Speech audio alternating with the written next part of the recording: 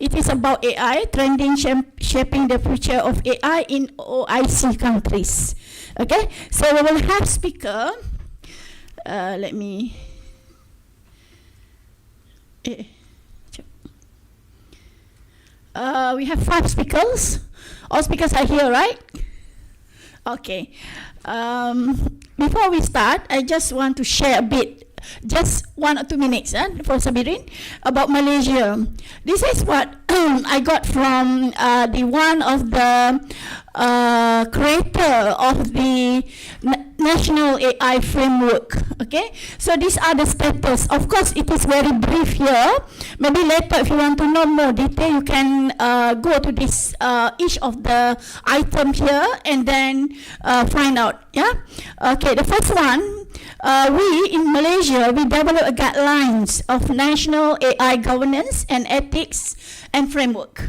Okay, and then after this one is in September launching. The launching date is in September 2024. Just a new the guideline of national AI. Later I share a bit about what is national AI governance for Malaysia. And then in Malaysia now, we have also, we know that we have Asian event few days before or few months before. Malaysia is leading the Asian AI Safety Network. Okay, another one is AI ethical in incorporate at school and also degree level. And another one point is Malaysia developed AI code of ethics, okay, for telecommunication sectors. And number 5 is about Malaysia as a participants of technical committee of ISO 432,000 AI focus on trustworthy as well. Okay, this is what Malaysia do right now. Okay, and the last one, the progress. Yeah, last one is Malaysia in progress to finalize national AI action plan. We do have a framework that now is in progress on finalizing the national AI action plan 2026 to 2030 and focus on AI governance and ethics implementation. Right. And then, okay, this is just to share for delegates, especially for Malaysia. I believe we know already about this, but this is the guidelines. This is the guideline of Malaysian AI. So this is the document. Actually, we can get from the internet. This is from MOSTI, from Ministry of Science, Technology and Innovation, MOSTI. In this part, we added. We have a team, AI for Malaysia and AI for all. All right. I hope the details you can further look at or through the document, through the full document. It's give actually the guideline of Malaysia AI roadmap and guideline for the governance, okay, and ethics in several sector, private sector, governance sector in this framework. Okay. Nanti saya jadi penceramah pula. Okay, so this is what ASEAN last time. So Asian AI governance and ethics guideline in February 2004, but it started actually before that, few years back. But in 2022, they started looking at developing AI ethics and framework based on 7 principles. The 7 principle is a standard principle that's actually global world looking at or utilize it. Yeah. Okay, so I think okay, this is just last one from me. If we develop AI without any understanding of ethics, okay, it will magnify our biases. And if we develop AI with concern for its alignment with the human values, as what Datuk Wisi mentioned about human value just now, it will lack of principles. So the values of human is the most important. It is up to us to ensure the technology is designed and used responsibly. Okay, this is from Mark Techmat. This is a popular scientist, right? Okay, so that's all from me. Then I will start with calling the first speaker, Lightning Talk 1, Dr. Muhammad Sharif from Morocco. Welcome, Prof. Over to you.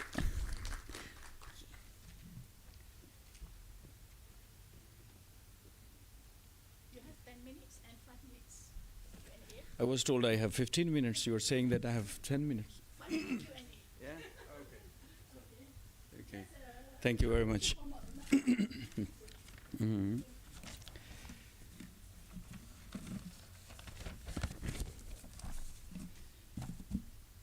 Sorry. I got my glasses there, so.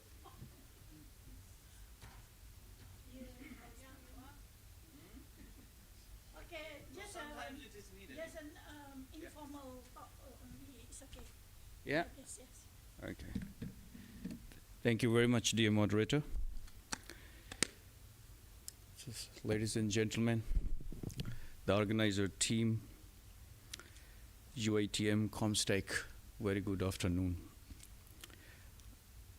I see the title in my, or that they given in the program, that Morocco's role or ISESCO's role. I believe that I am not the qualified to talk about the Morocco's vision, but I will talk about ISESCO's vision.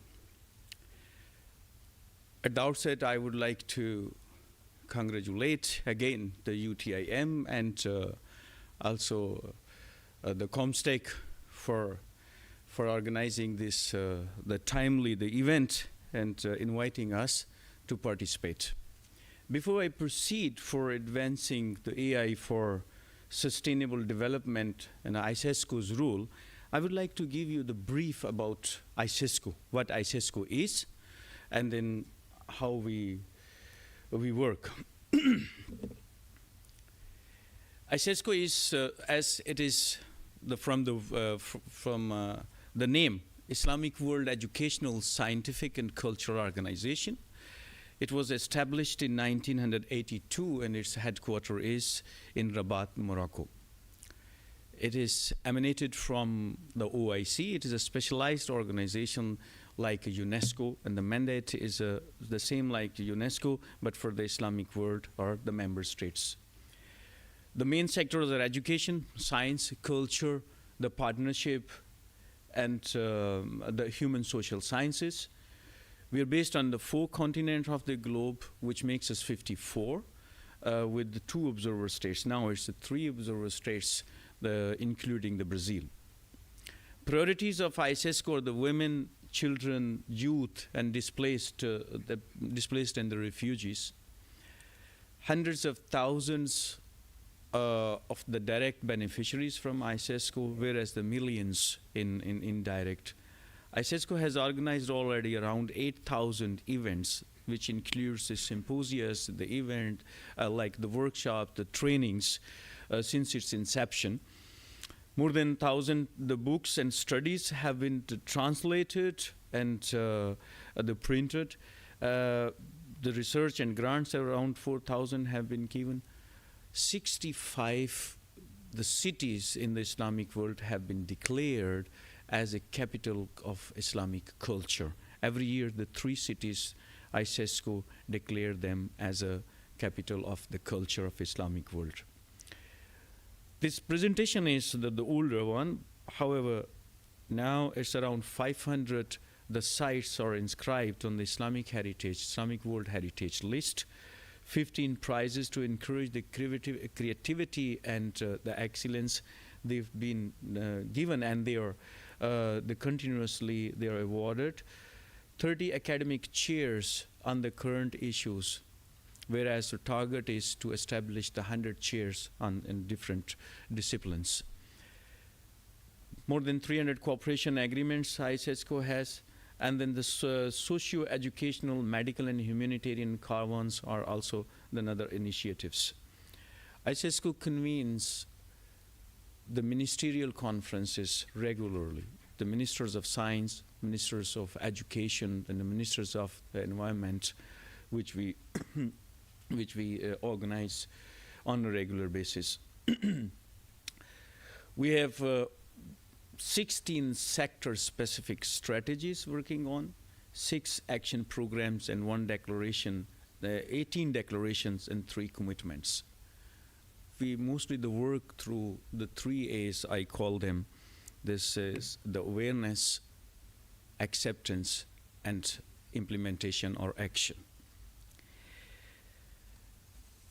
Ladies and gentlemen, in the last few years, the world has witnessed the transformative acceleration in artificial intelligence.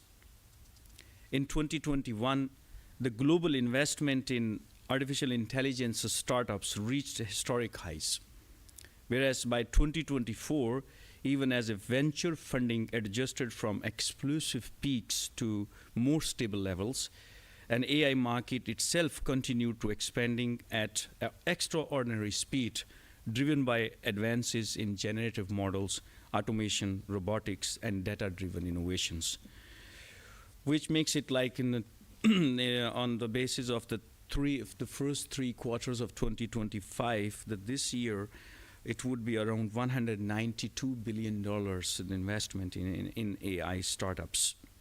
But here is the real story. While investor behavior fluctuates, the scale and adoption of AI across sectors, health, agriculture, education, climate, and governance has grown exponentially. AI is no longer future technology, it is an operating system of the global economy. The benefits of AI are not evenly distributed.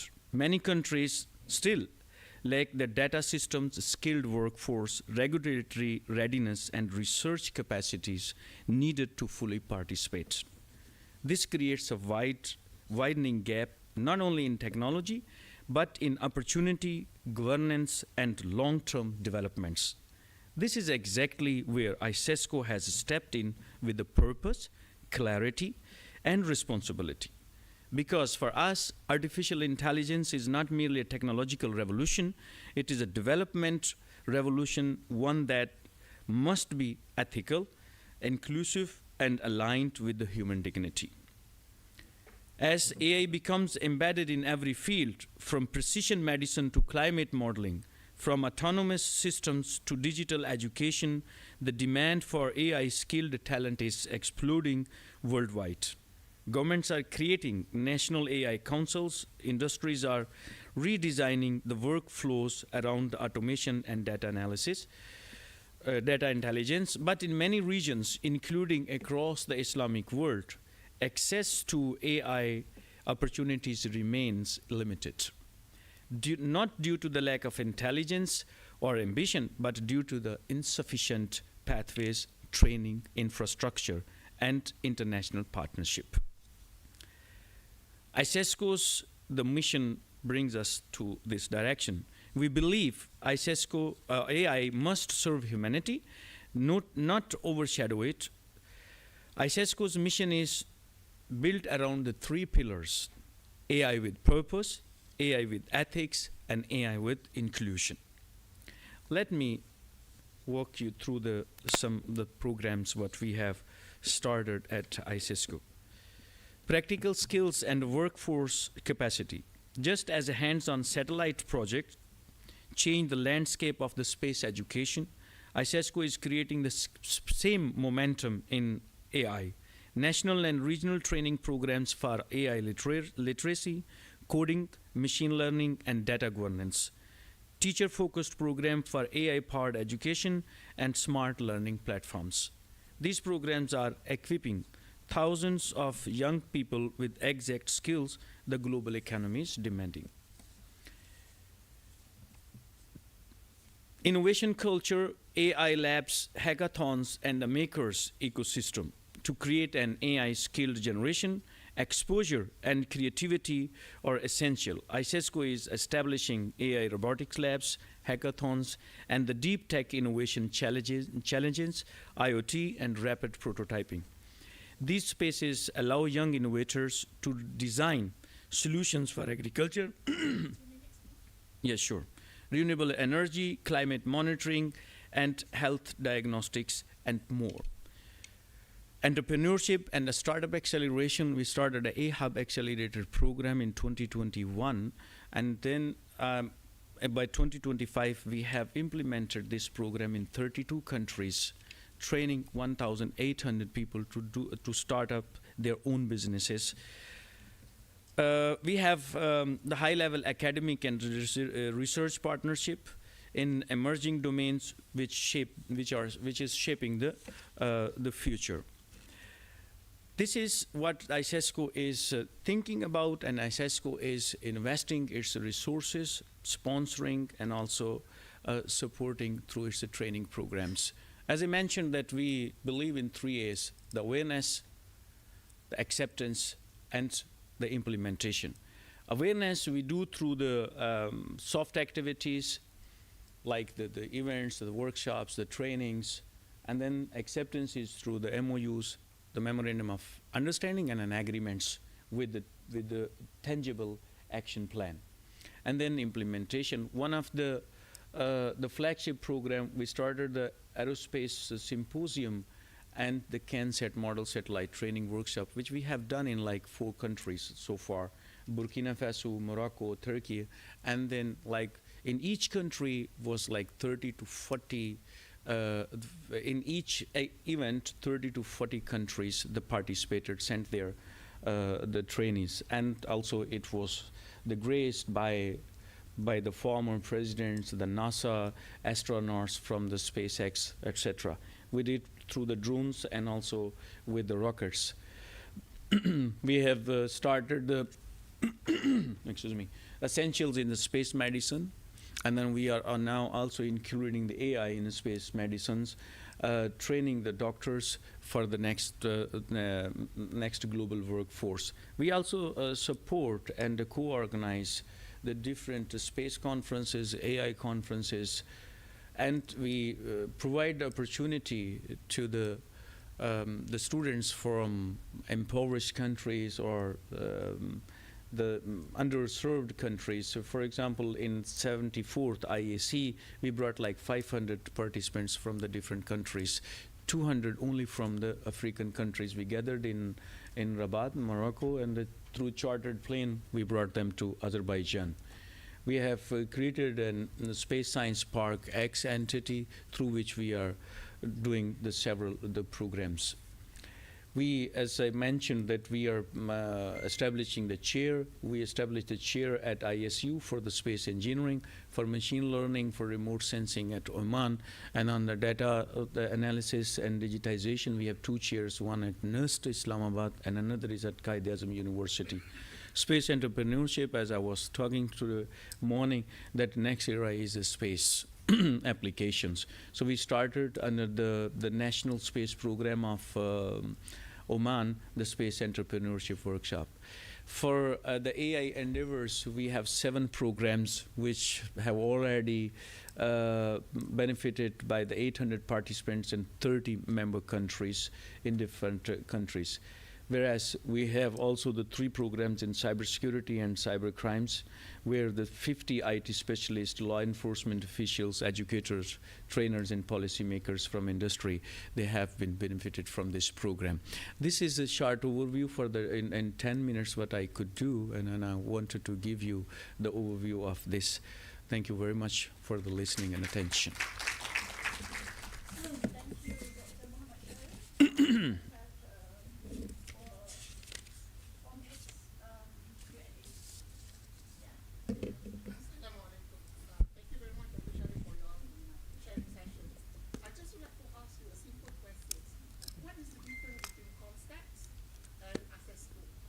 This is a very simple question. You could ask me a difficult question as well. There's no problem. Yeah.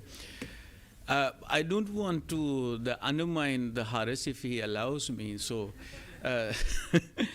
COMSTECH is okay. Maybe for all of you, this I should give you the little bit background. Do you know what OIC is? Everyone knows about IC? Yeah. Organization of Islamic Cooperation. Yeah, it was in 70s. It was used to be called like Organization of Islamic Organization. Yeah, there's Islamic countries, and then the name was changed. In 70s, the conference of the heads of Islamic countries was held in Rabat in Morocco, and the second, the Islamic Sarbrahi conference, we call it. There's the conference of the heads of the Islamic countries held in Lahore. where all the heads of the Islamic countries came. And then, you know, they created OIC, like the parallel organization like United Nations for the Islamic countries, with the headquarters in Jeddah.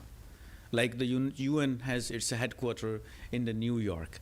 And then the UN created the several entities, like the World Bank, UNESCO, UNICEF, UNCHR, and then so on and so forth. Yeah, so it's like the hundreds of there.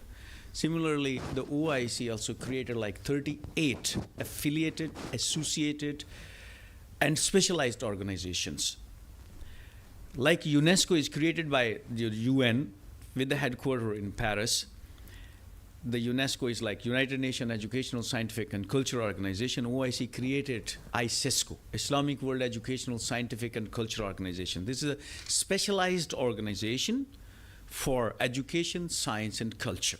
Okay. And now coming to the COMSTECH, you asked me particularly what is the difference between the COMSTECH. COMSTECH, ISESCO is a specialized organization for culture, science, and education. Independent, having its own the general council, having its own executive council, general secretariat, etc. COMSTECH is a ministerial committee on the science and the technology for the Islamic countries, 57. It's directly under the OIC, yeah? So its headquarters, or the seat country is Pakistan, headquarters is Pakistan, coordinator general is from the Pakistan, yeah? So this is the COMSTECH. Giving the policies for the science and technology is a mandate of COMSTECH. Working on education, science, culture, and the related field is ISESCO. Okay. Okay. There okay, is that's also all. then, Right.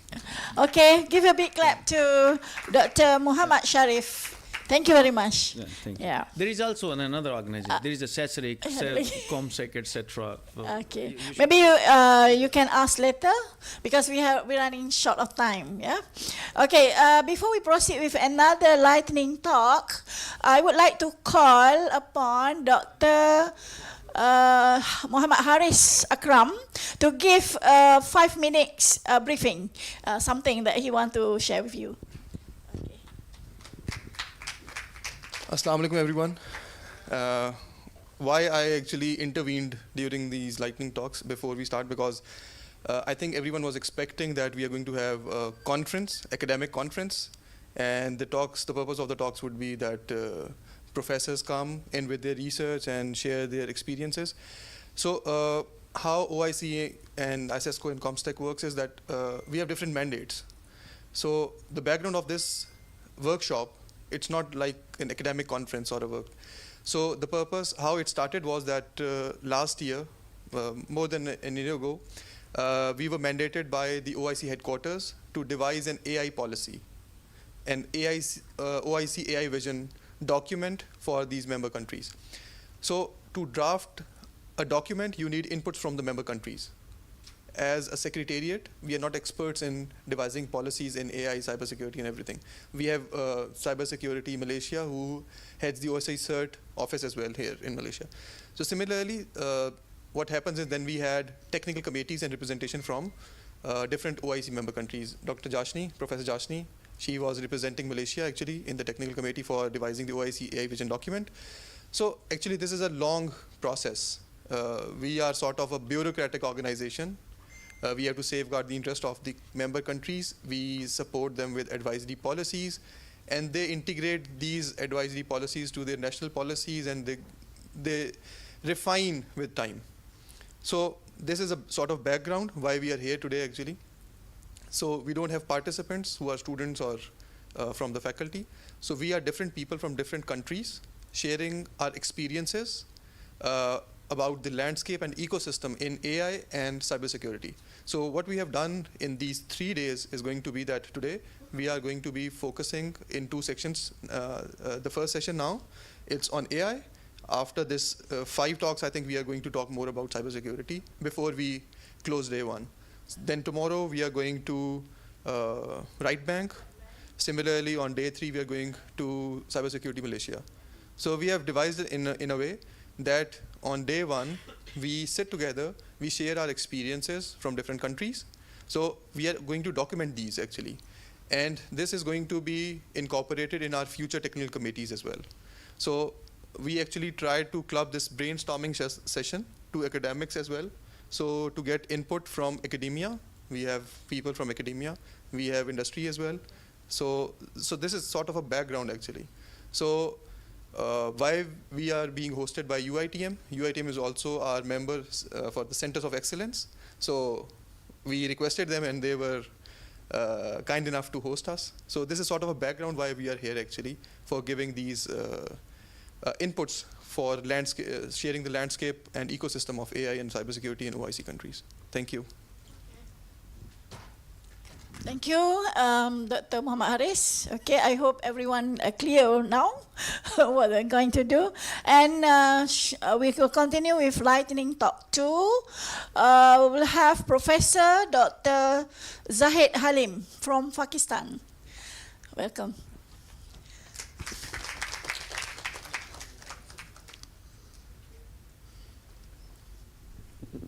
Bismillahirrahmanirrahim. So I think I have 10 minutes, right? Yeah. So when? Yeah, that's right. Okay. Yeah. The slide is Right. running, yes. Yes, it's on. Yeah.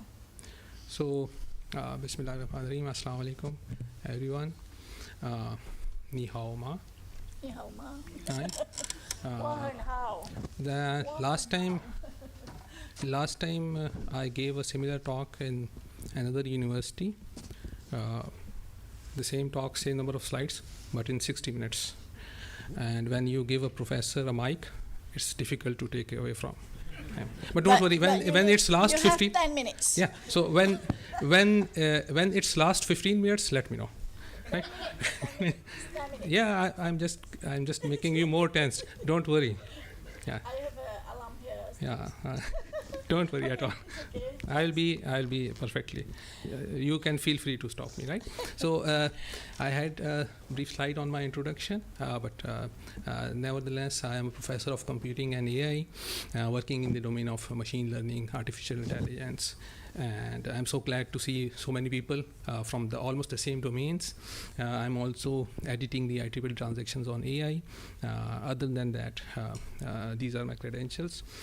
So talking about AI is primarily a field of computer science that focuses on creating machines or software that can perform tasks that are normally associated with human intelligence, like to perceive something, reason about that thing, learn, communicate, and act upon the tasks, right?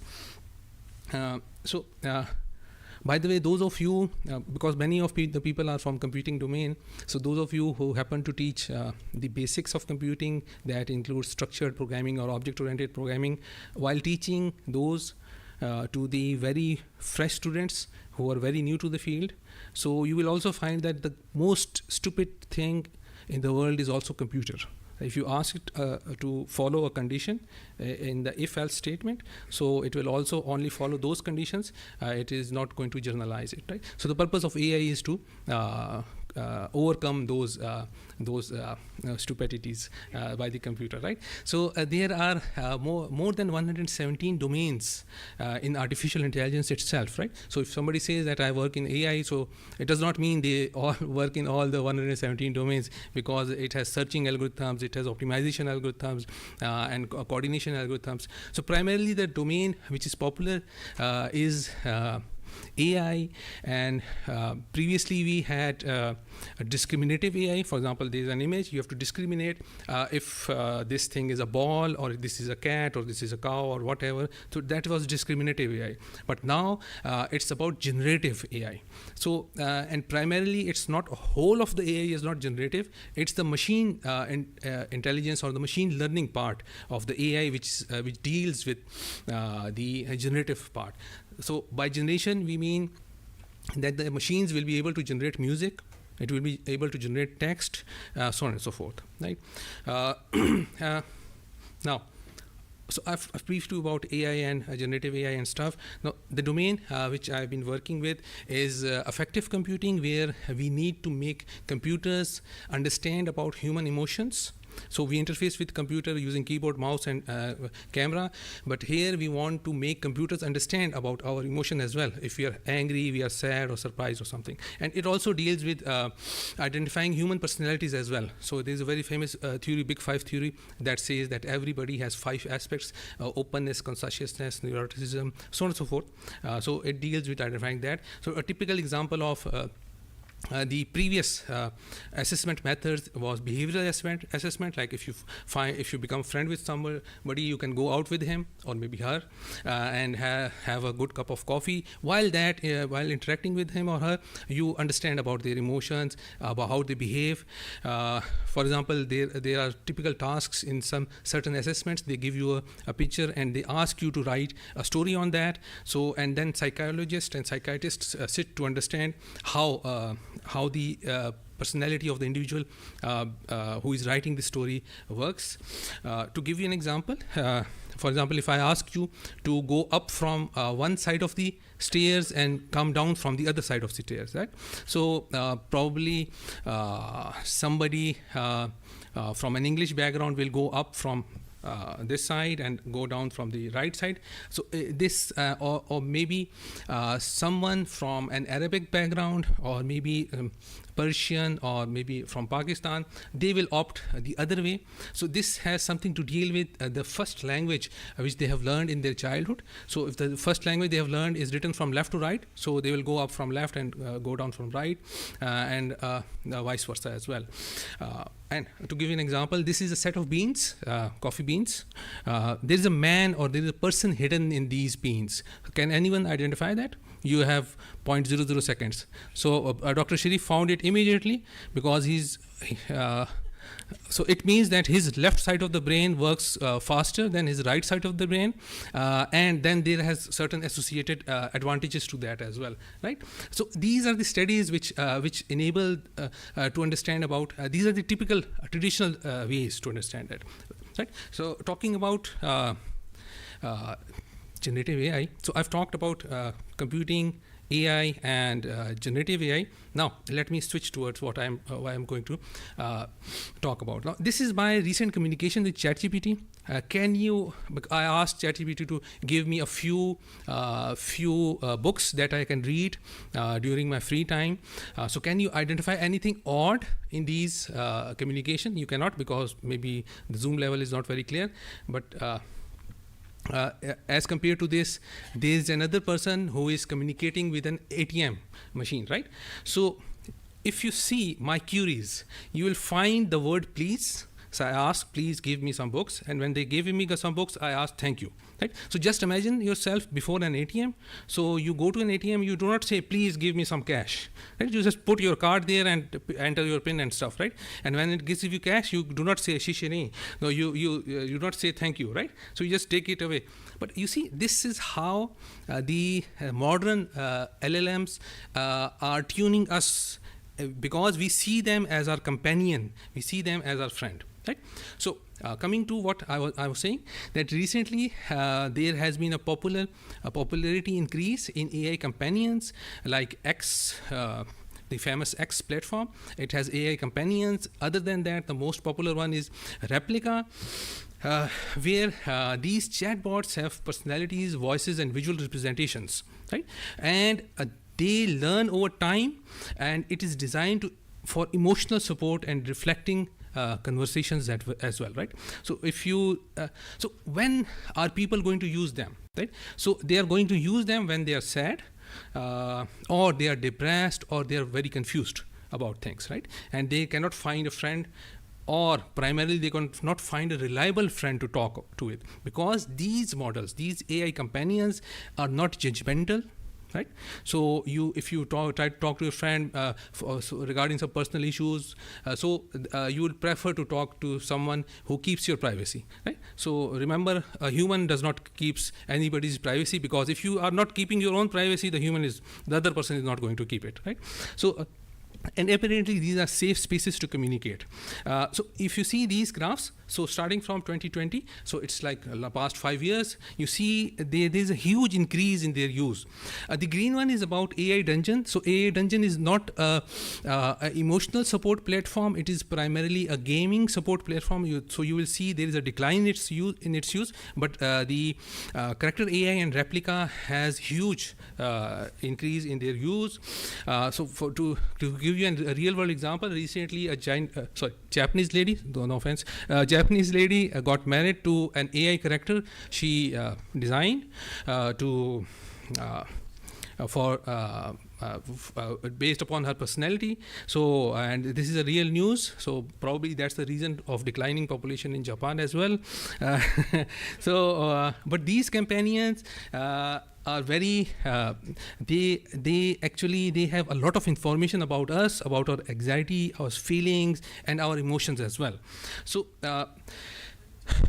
if we couple these AI companions with our smart glasses, which is the next future, and of course the smart watch as well, so they are going to be they are going to have very sensitive information about us, because what we see, who we meet, because I cannot recall like more than 10 names of the people I met in past 6 months, honestly, right? So but they have stored information, so I cannot also recall that I have 2 minutes left.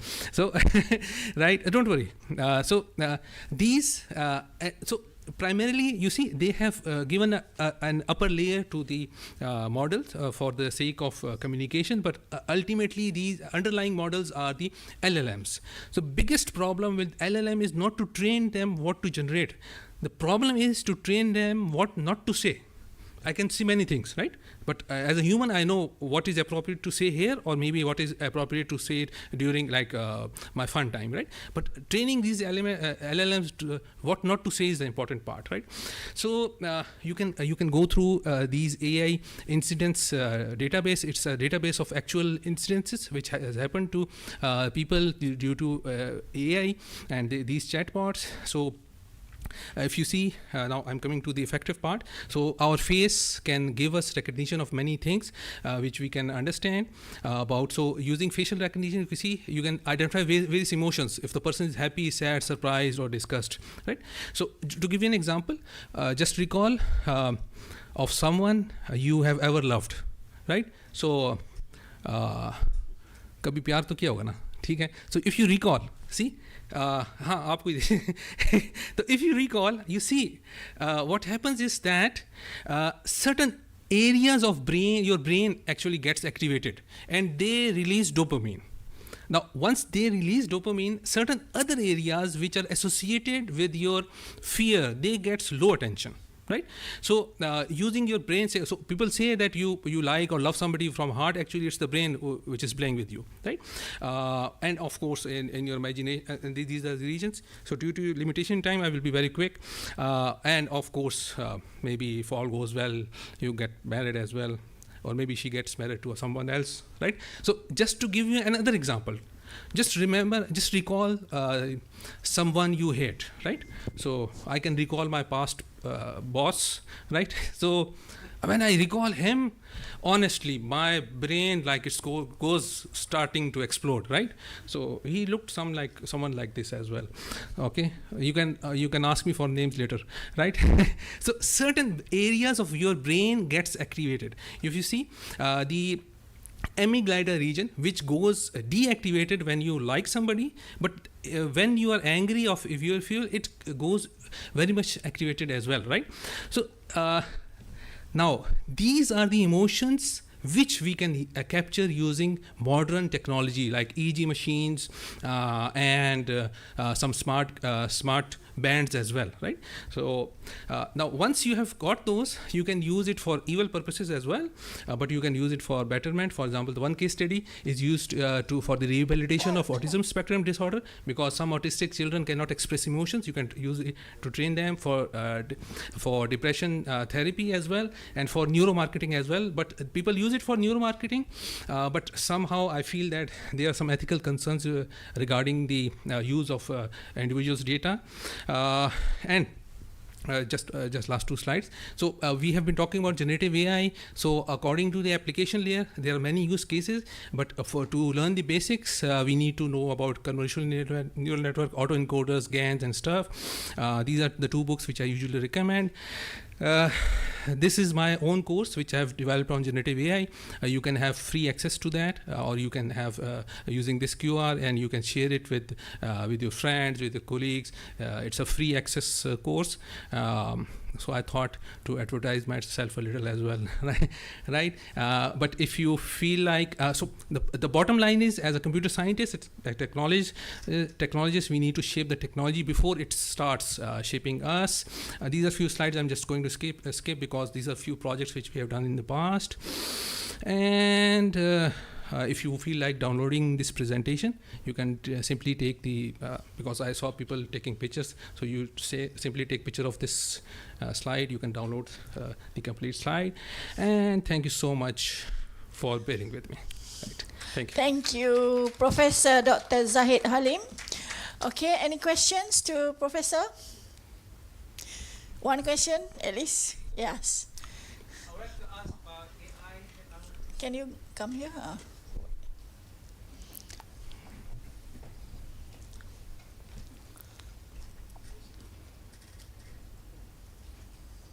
Assalamualaikum warahmatullahi wabarakatuh. My name is Dr. Maha from IBDAI. Interesting talk, interesting sharing. I would like to ask about AI hallucination, where a generative AI, were forced to, they're getting smarter each day, and they were forced to sort of fulfill all the requirement or requests by human, and generative AI sort of will generate some fictitious information. How you deal with this? Yeah, so that is the exact challenge I was talking about. That's not about like generative AI can generate every sort of stuff, right? So the primary issue in generative AI is to train AI models what not to say. Right, so there are certain GANs, and there is a website.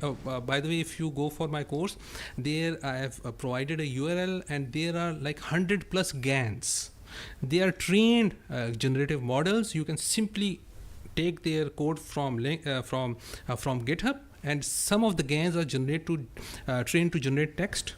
Some with all the complete code available. Some are trained to generate images. Some of them are trained to generate music, right? So then people have used certain specific models like diffusion models to overcome with the hallucination issue. But the primary issue is that, for example, if you're from a user point of view, if you are using ChatGPT from your login, and maybe somebody else is also using that ChatGPT, right? And maybe your wife or your kids or maybe your friend, right? The ChatGPT will not be able to differentiate between your memory, your history, and the other's history, right? So then after a few days, if you ask it to generate some specific thing, so primarily it is not creating something on its own, it is combining multiple point of view. So for a specific user, it seems like it is hallucination, but it is not the case. Okay, the answer. Okay, thank you very much, Professor Dr. Zahid. Give a big clap to Professor. Okay, we're supposed to have more discussion actually, but we are running out of time. So we move on to lightning talk 3. We will have Frank Jiang Mao from Huawei. Okay, you have 10 minutes to give a speak. Okay, good afternoon, ladies and gentlemen. It's my honor to be here to share the AI cybersecurity experience of Huawei. So you can see, I have the mostly experience on the cybersecurity, and before I have worked on the data protection in Europe. And just before we start our cybersecurity in the AI, we just have the brief history of the AI technology. Because from the beginning, it just you see in 1915, the Turing, Alan Turing, the father of the computer science, he just raised a question: is a machine can learn as humans? So they also raised such as a method to access the Turing test if the machine can make fool 30% of people to think it was be a human. So this question is still the entry of the university for the AI technologies. And after that, in the 1955, in the Dartmouth, a group of scientists come together. They create the AI technologies terms, and then they also prevent that in the future 10 years, the AI, the machines can do everything better than the humans. So we see now that nearly more than 10 years. So in 2020, the ChatGPT just pop up, and the ChatGPT can write songs and code and also make people's cheery up, but they also bring some challenges. They can also have some some data protection breach, and also tell lines, and also teach some people can make bombs. So we are the security guys. So we also need to think how to make the AI more secure. And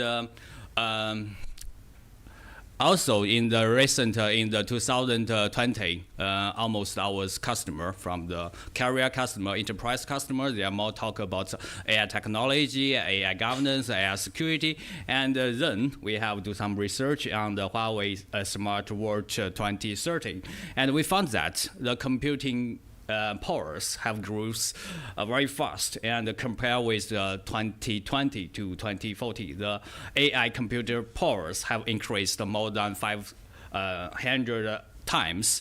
And also we see that during the DeepSeek have been created, and more companies use the DeepSeek because this is just the open source compared with GDP, and more Chinese companies, even the global companies, they use DeepSeek for their application development, and also they have the new models for the business, model as a service.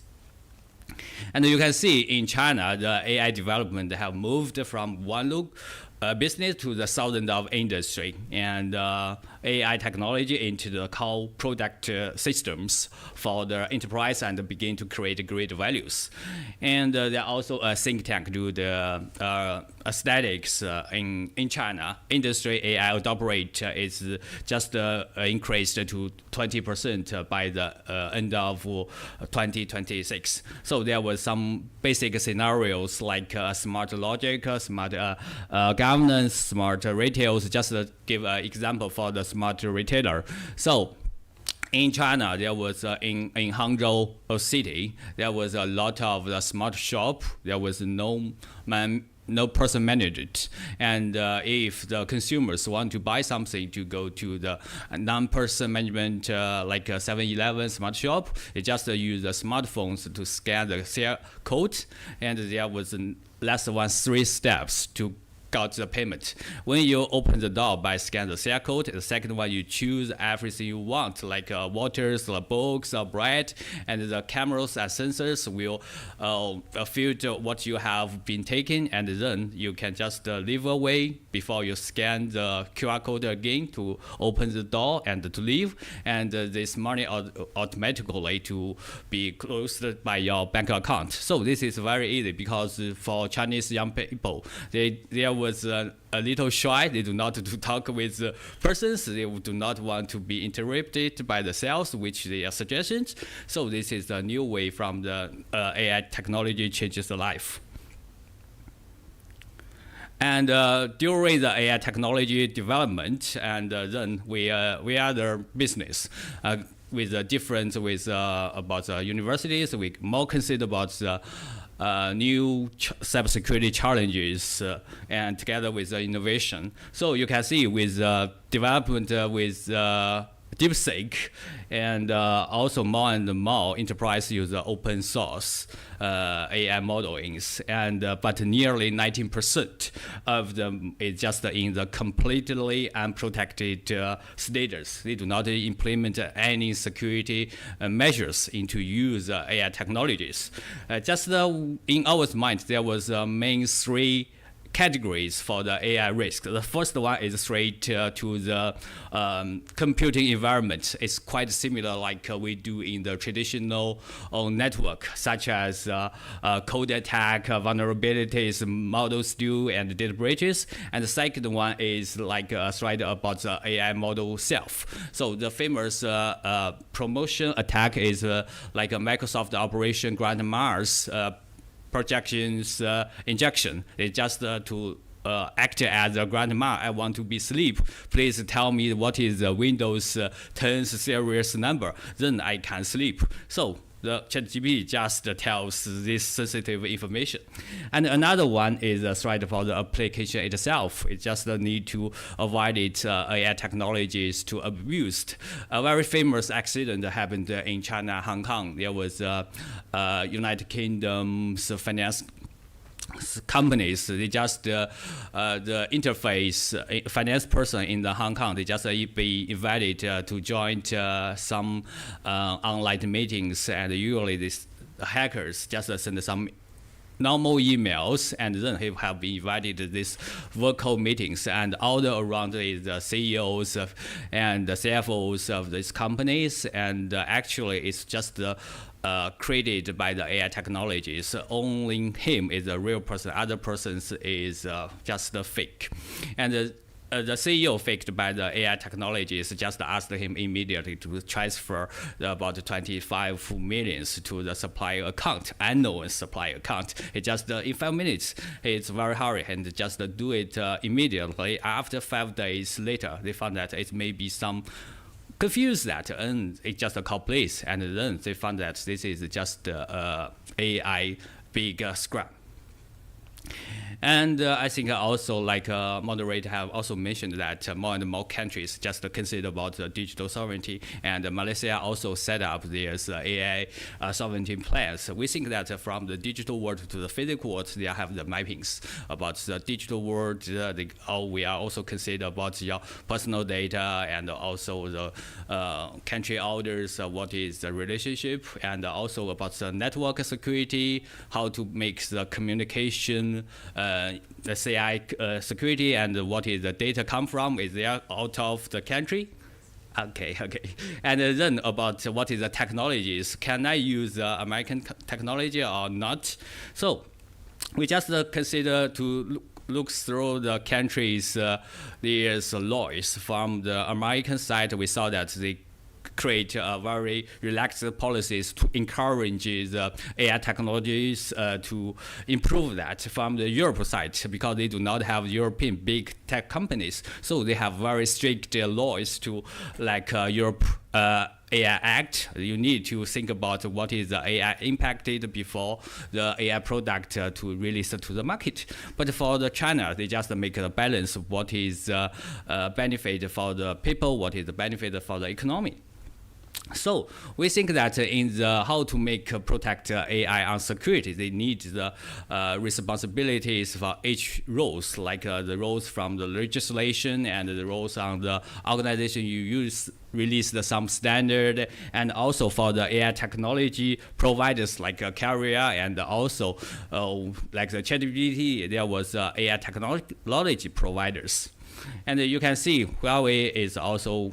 We have also our Pangu, like AI technologies. Pangu is just old god of the Chinese, we call it mass history, because in the old times the earth was in the Chao egg. Inside its Pangu is just a woke up, then he just bring the chores, and the light pure become the sky, and the heavy one, dark one, become the earth.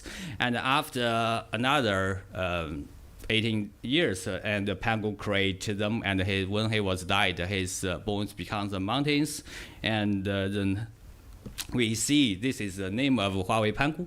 But for Huawei Pangu, we have the open source, put it open source. We have the 3 layers. For the level 0, we just focus on the natural language program model. And for the level 1, it's just to help to cooperate with our partners to divide it of several categories. And for level 2 is more specific to help our customer to use these AI technologies. We also provide AI model arts to help the developers and the enterprise customers to make the security guidelines.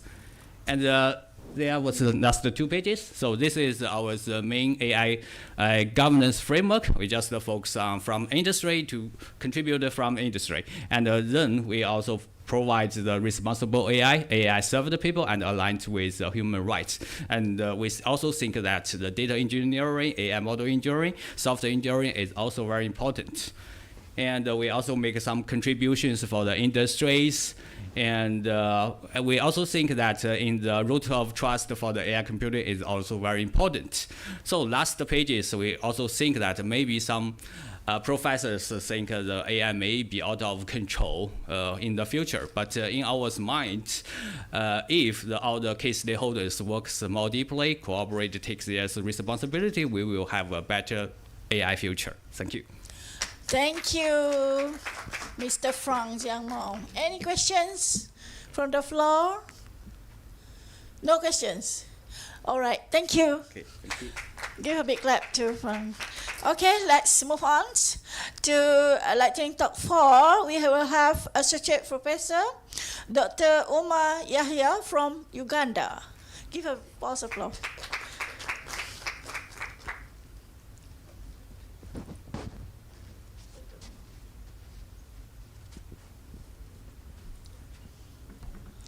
You will have 10 minutes. Yeah. Maybe you'll give me an exception. رب اشرح لي صدري ويسر لي أمري واحلل عقدة من لساني يفقهوا قولي. Assalamu alaikum and a very good afternoon. Okay, so I got hold of how each one was trying to manage time, so let me see if I will find a middle level, a middle ground. My presentation is going to, it required a bit more of time, to be honest, but now I'll go through the key points in light with what Mr. Harris shared. As he said, the essence of this workshop was to have collective feedback, and that input will go into the OIC AI vision, right, the document. So academia, industry, later we'll go to the real industry sector players like the bank and so on. Right, so the COMSTECH coordinator general made my work easier. He hinted on what I was going to say. Our vice chancellor today morning as well highlighted several things. And Dr. Sharif has also highlighted part of my presentation, right?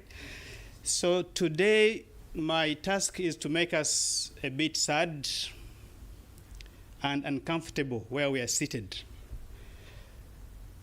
The picture is a bit grim. It's a bit bad when it comes to the OIC member states.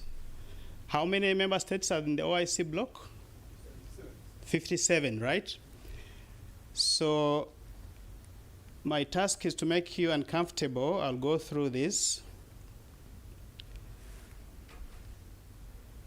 The biggest thing that AI is creating, and very fast, is what we have to fight, which is a big divide. The inequality gap is growing now exponentially, right? The rich and the poor, the gap is widening super fast. If it was linear, now it's exponential, right? And this is not only happening with AI. We have seen the same thing happening with all the other industrial revolutions. In each of these stages, someone was left behind, right? If you see the first industrial revolution, some chunk of population was left behind in terms of coping up with the development. First industrial up to where we are now, Industry 4.0 plus. Whereas we are saying the world is in Industry 4.0, a big chunk of the world's population has not even realized some of the second industrial revolution aspects, like rural electrification, right? We are still struggling to cover gaps when it comes to these revolutions. Now, this monster, the AI, has come to kill it all now. If you were being left behind, now you are being forgotten somehow, right? So the industrial revolution we are in, unless we do something, a big chunk of the world is going to be on the extreme end and another one on the other end. So this disparity, we know what it brings. Now the sad part is, okay, this is something else I wanted to highlight. Do you see the technology revolution, the inequality it caused along the years? Do you see that with Industry 4.0, the inequality is huge? Because if a country was moving faster without this AI in their hands, now imagine they have this and there's one country on the other end where they don't even have access to electricity. Okay? The sad bit I want to bring to our attention, good thing ISESCO is here, well represented. Before that, this is another statistic, a grim one. The technology revolution caused inequalities between countries and within countries. Now you can see that within countries, the gap is narrowing, but between countries, the gap is widening, right? For example, if adoption of AI in Malaysia is good, so the inequalities within Malaysia will narrow. But if it's between Malaysia and Uganda, for example, then the gap will even grow bigger. So this is what this is showing us. But the sad bit is here. The LDCs, anyone from economics here? LDCs, these are the least developed countries, right? According to World Bank, the per capita income is less than $1,060 per year. So that is regarded as an LDC. The sad bit is, of the 46 LDCs globally, 22 of them are OIC member states. Did you get that? There are 46 of them, but out of the 46, 22 of them are member states of the OIC. That means the OIC bloc is shouldering about 48% of the LDCs globally, right? And something that is encouraging, but also a vulnerability, is that this is a very young group. You can see that the world median age, if you were to line up the world and then slash half, world median age is 31. The median age for the entire OIC bloc is 25. The median age for these OIC least developed countries is 20. So you have a young population, right? A young population that is in a poverty conditions. And now these conditions have been worsened by the digital divide that has been accelerated by the AI inequalities, right? So this is a grim statistic, but it gives us an entry point for interventions, which we can highlight, Mr. Harris, in our document as we formulate the policy. The other thing is the OIC population, the block is 2.1 billion as of this year. This is about 26% of the world's total population, right? World's total population. Now, since the LDCs are 22 out of the 57 member countries, they account for about 500 million. So you have 500 million plus people in living below the poverty line, if you are to use that World Bank terminology, within the OIC. Okay? The OIC together, as of last year, December, our GDP combined was 9.2 trillion. 2 minutes? Maybe the audience can ask for more time for me. Right, so you see these are the 22 countries. They are listed here according to IDB and CESRIC, right? So the combined GDP is 9.2 trillion. We'll come to that. And this is data that we shall make use of in our document. You can see that the share of the OIC population by this LDC group within the OIC is about 25%. And then the share of the OIC GDP, despite accounting for 25% of the population, this group only contributes about 9% of the OIC's GDP. So they are like parasites. A parasite will also enjoy if there is a host to suck blood from, but most of these don't even have a host, right? So quick overview is that this group has a high fertility rate. It's a young population. And both OIC and its organs, UiTM-COMSTECH, the LDC group is actually central to their agenda, right? But one key component we have to factor in is the high vulnerability of this group. Poverty levels, the infrastructure, Dr. Sharif talked about it, and low technology readiness. Now, here is where I want us to pay attention a little more. Prof, I'm going to request for a little more time. 1 minute. The audience, can she give me 3 or 4 minutes? 5 minutes. It's okay. After this, you can discuss also. Okay. 60 seconds. 1 minute. Okay. All right, so look at this last bullet. 2 GB of data bundle, right? In this group, costs about 6% of the monthly income of people, right? Just 2 GB of data. And when we talk about AI, you don't have physical infrastructure.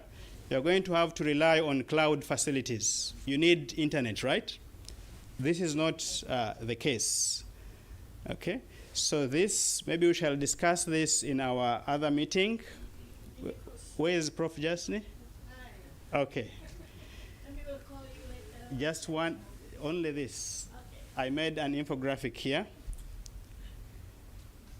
An infographic, I think self-explanatory here.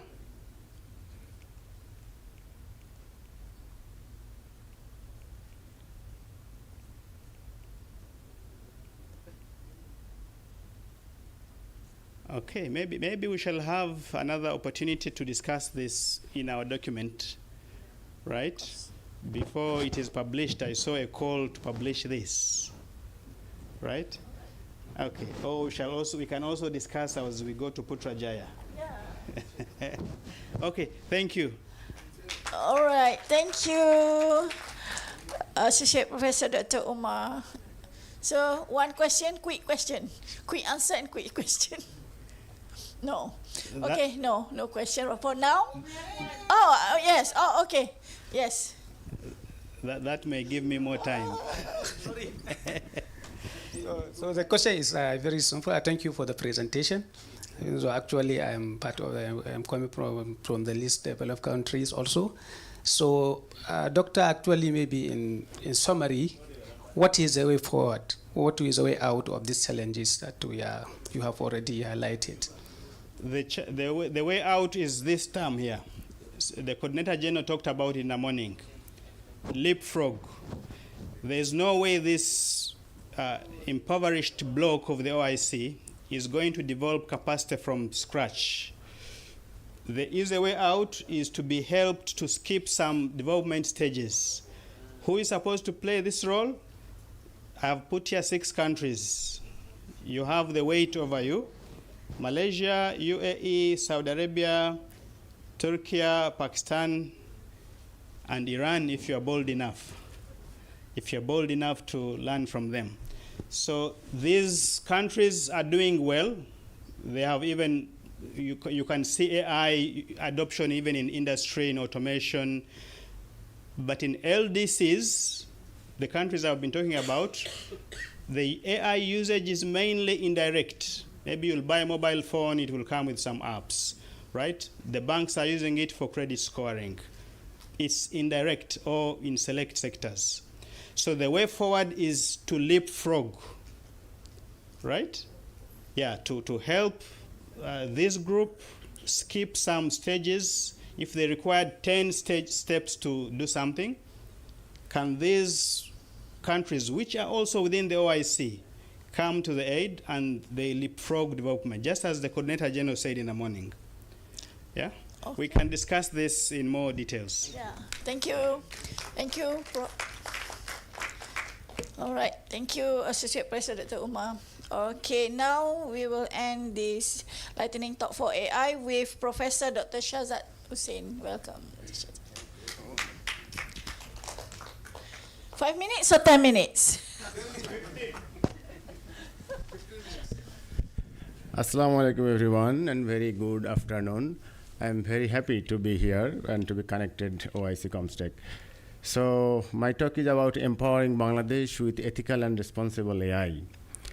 So before going to that, let me give a brief overview about North-South University from where I am, and also a little bit about Bangladesh.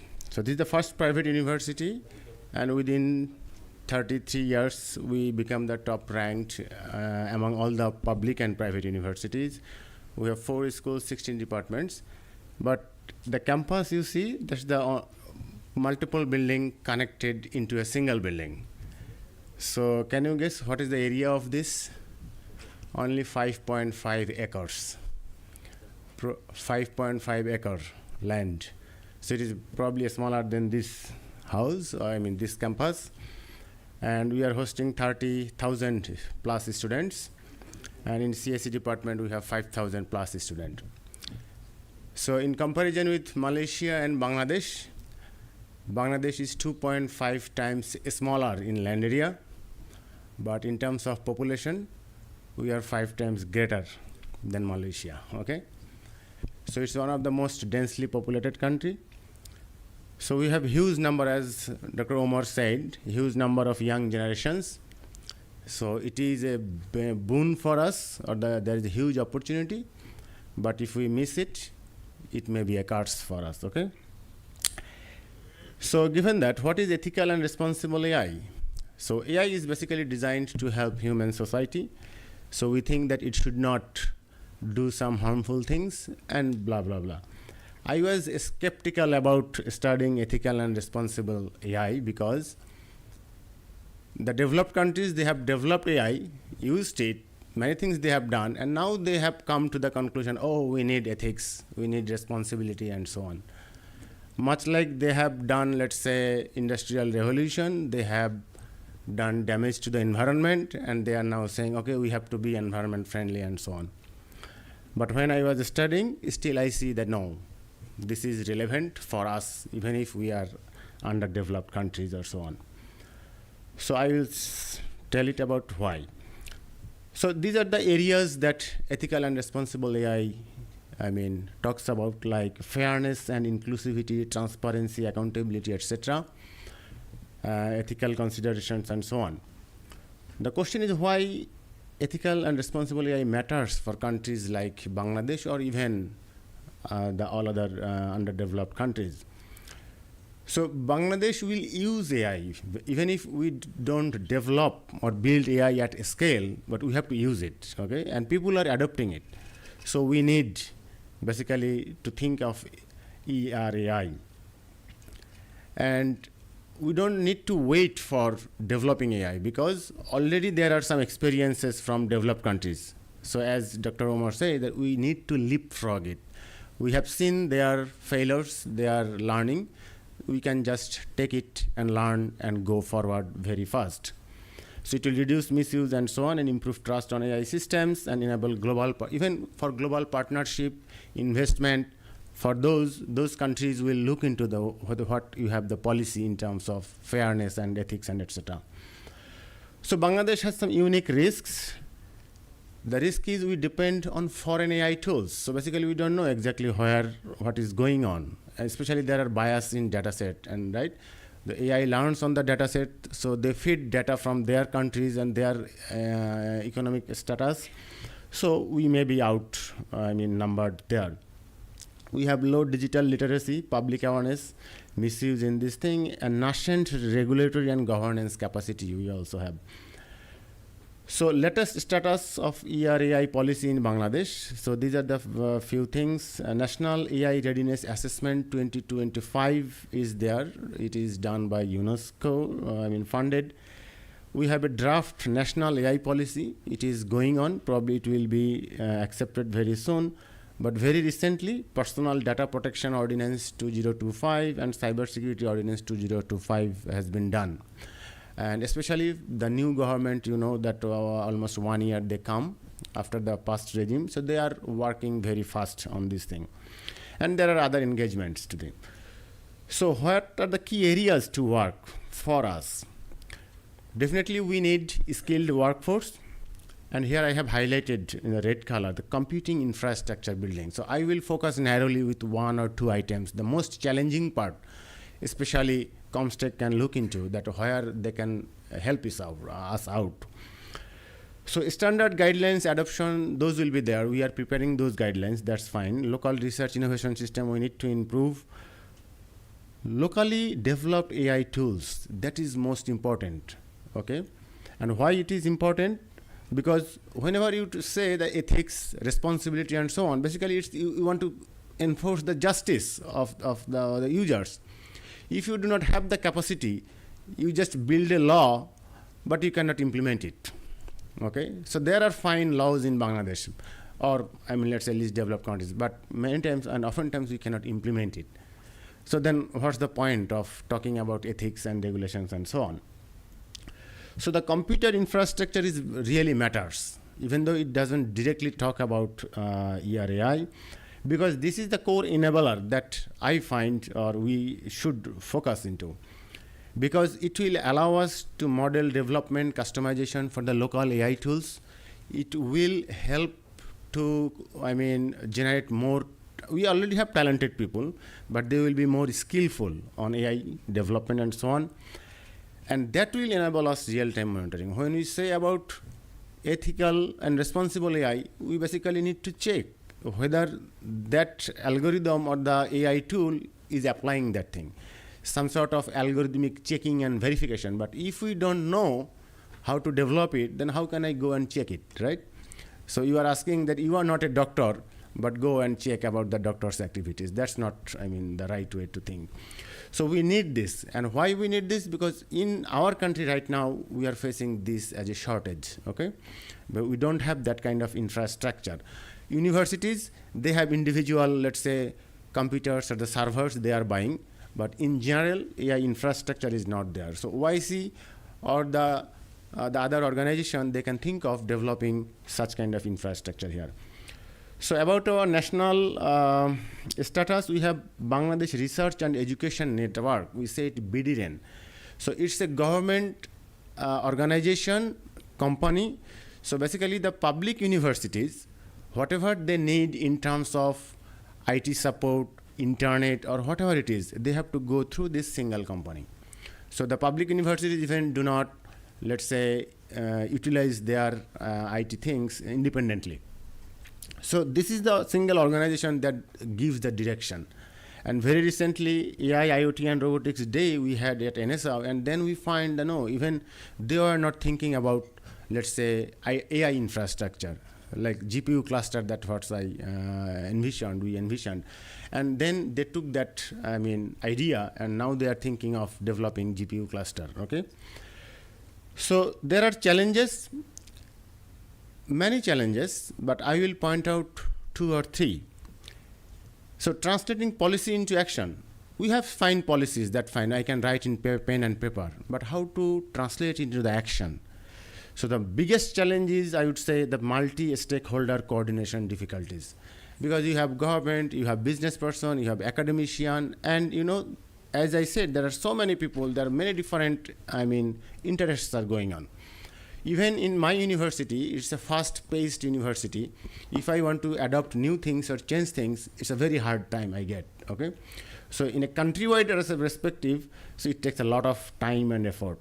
Research constraint, funding, many people will say that funding, infrastructure, etc., but I will say money is not a problem, even in our country, okay? Money is there, plenty. Only thing, the leadership. You are very fortunate that you got Dr. Mahathir, okay? We did not get him. So public awareness is another criteria, and these two are non-tech things, basically, okay? Public awareness and trust. Probably our leaders do not trust us, and believe me, from NSU, we are publishing in top-notch, conferences and journals. We say that, okay, we can build this thing, but when it comes to money, give funding, then most of the reason because they are not in our area. And especially, let's say for a new faculty who just passed from the PhD, I need to buy him, let's say, $10,000 computer, but they cannot comprehend this thing, okay?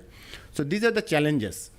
Let me go quickly these are the other extensions, but I would say, so role of NSU in achieving national ERI goals. As a university, what we can do, we can be a coordination hub for government, industry, civil society, and so on. So here UiTM-COMSTECH and the other organization we can integrate and lead multi-stakeholder working groups that we can do nicely. Guide research towards responsible AI projects and so on. And key areas to contribute, especially I like to contribute, okay, if YC and COMSTECH can help us, coordinating cross-sector dialogue and workshops, advise government and policy bodies contextual. So this is a culture, that when I talk, your expert talk, you do not listen it, okay? But if you can come up with some YC, big people, government, then probably many things can be done. So like UNESCO or UN funded something is going on, so probably YC and COMSTECH funded, many things can be done. So that we can collaborate and so on. Develop national computing infrastructure. That is very necessary for our case.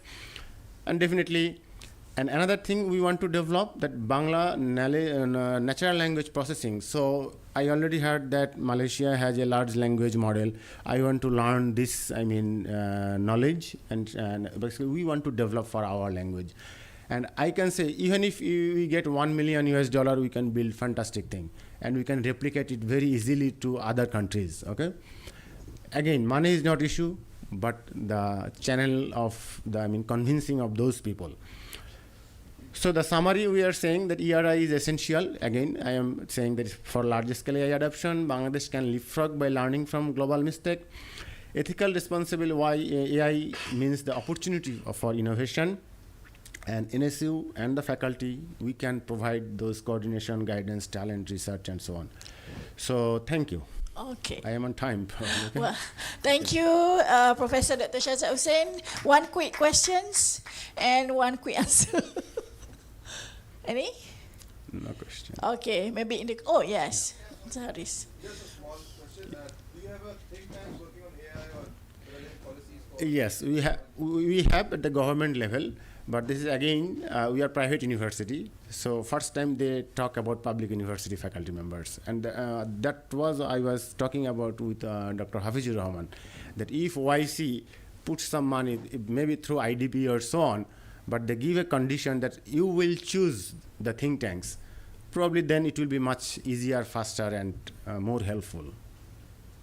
Okay, so thank you, Professor, and thank you to all the speakers, and we will continue with another session of lightning talk on cybersecurity with Professor Dr. Jasni.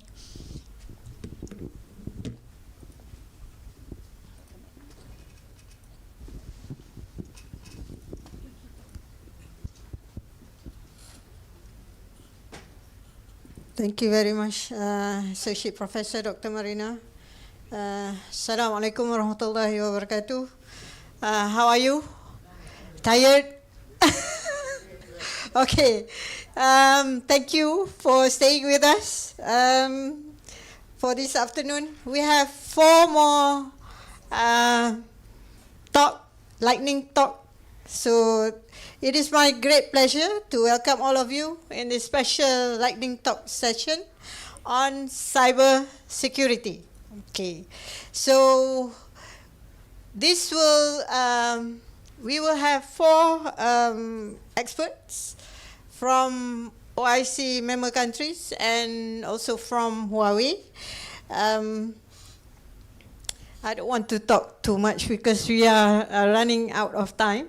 So it's the same with the last session. So everyone will have 10 minutes and we have 1 question. Okay, so we start with Prof. Dr. Rabi Ramadan from Oman, originally from Egypt. You can talk both from the Omani and Egypt perspective if you want. Okay, thank you. Can I have mobile one? You want Yes, it? yes, please. Can you put it right? Assalamu alaikum, everyone. Until they started the presentation. First of all, thank you so much for inviting me to this workshop and talk. And it's my pleasure to be here. As the professor said, I'm originally from Egypt, but currently I'm working at Oman, at Nizwa University, so I will speak in Oman, and as Omani, not, I'm representing university in Oman, not in Egypt. So my talk is just navigating cybersecurity in the age of AI, and I'll look at the Omani perspective. So have you been to Oman before? Anyone? Okay, mashallah. So Oman has 2 sides. One is this image where you see the mountains, and the second is this image. Whoa. Oh yeah. So this is 2 sides of Oman. One with the mountains and you can enjoy, and the second where you can find the green area. So it is not that much, don't look at that, the agenda.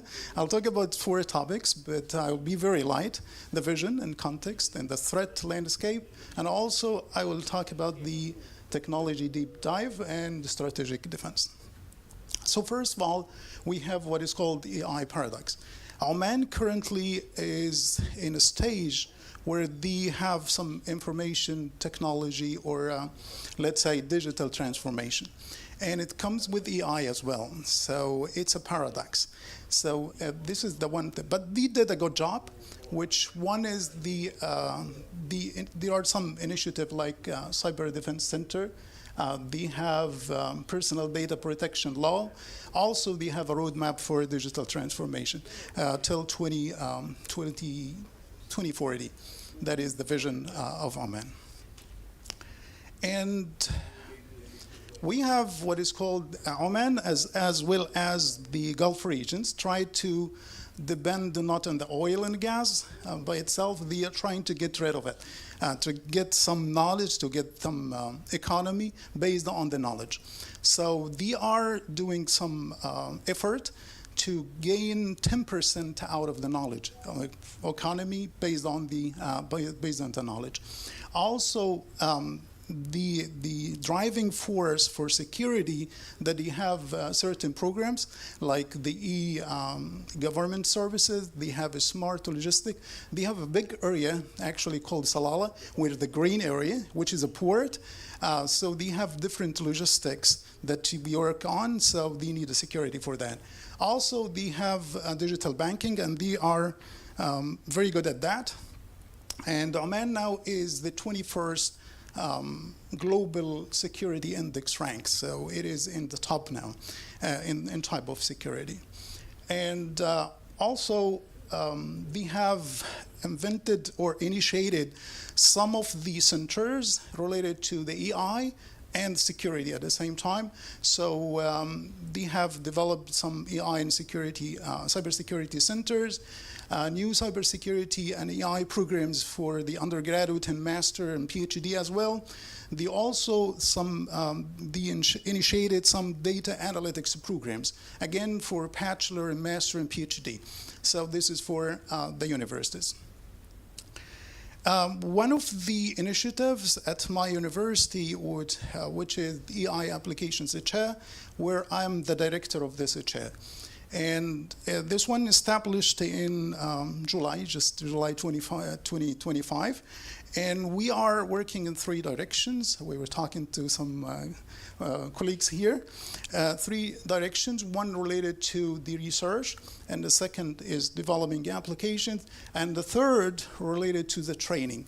So far, we trained 600 staff members based on this chair, and we just started.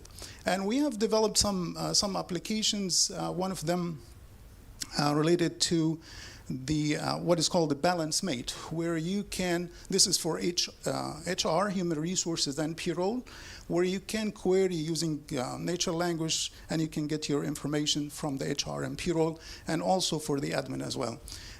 One we developed for the universities, which is or for the employees in general, where we call it a skill gap, where you can identify the skills required for your employees or your students or your staff and so on. And we can recommend even you can change the job actually to get another job because of this skill development. And we can identify the path as well. There are many applications I'm not talking about, but let's say in a global context, I can see that we have AI has double sword. One, AI is used by attackers, and the second, AI is used by defender. So actually, AI fights AI by the end of the day. So both sides, he works as the attacker, and AI works as a defender. So it is actually double sword, and there's a race. So also, AI moved the attack from maybe hours into milliseconds. So now that this is the challenge for our AI or cybersecurity team. Omani's threat focuses into 3 types of threats, and there are more I'll talk about, but there are 3 types of threats. One, we call it the ransomware evolution, where the attacker tried to attack the oil and gas companies, which is the highest, or let's say the richest people, or richest company. Also, they go into the healthcare. Also, there is a term that is used for that. We call it double extortion, which is you steal the data and also you steal the sensitive data and you take the money as well. So this is the ransomware attack that is occurring in Oman. Also, there is AI-enhanced phishing, where they target the Arabic people, Arabic-speaking people, where AI can generate nowadays perfect Arabic language. So they use it for attacking the Arabic people. We call it a phishing attack. Also, they can write perfect email in Arabic, so they target the people again. There is third attack, we call it OT, which is the operational technology. In oil and gas as well, where they target the operation itself, the process itself. They are not targeting the ransomware or something or encrypting the data, they are targeting the operation itself. So this is those are some types of threats in Omani. And this chart, it is just related to cyber fraud, where you can see from 2021 to 2025 how many cyber fraud are occurred in Oman. So almost from last year, it's about 24,000 or 25,000 cyber fraud occurred in Oman, around Oman. Oman is a very small country with 4 million to Omani and 2 million Omani and 2 million foreigners. And imagine how many attacks, fraud attacks on this one. So this is too much for a small country. Also, since we are in the era of artificial intelligence, we're coming to new types of attack. We call it worm-GPT. Worm-GPT, where the worm, based on AI, can change its signature frequently. So it is another type of forms that we face. Social engineering, as I mentioned, like phishing, it's already there as well. There is some other attacks that we are already facing in Oman, which is the QR. We call it phishing, which is the attack in a QR. So you generate a QR and give you another form or another link. So this is again one types of the attack. SMS phishing, it's one type of attacks that already you can receive. If you live in Oman, you may receive it once a week or something. So this is kind of attacks that we have. There is the banking system using what is called Know Your Customer application. It is called EKUC, which is Know Your Customer, where you can connect to the banking system or you verify your picture using the mobile phone. So now AI can fake these pictures and can get into the trusted banking system and in your name as well.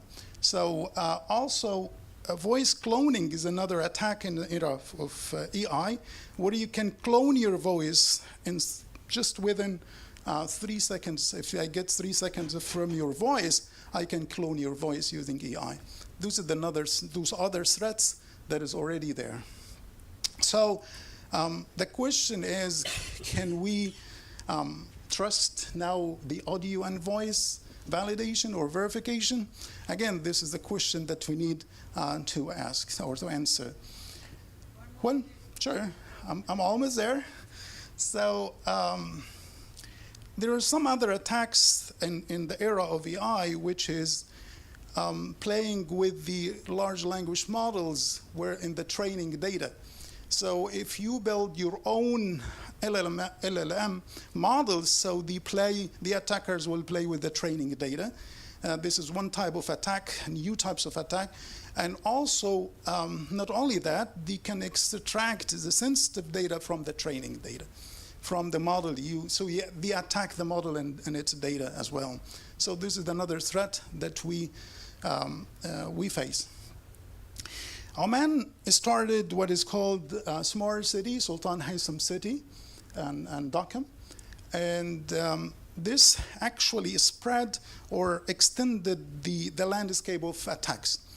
Because now we are using IoT, we are using smart meters, we are using just traffic control systems and stuff like that.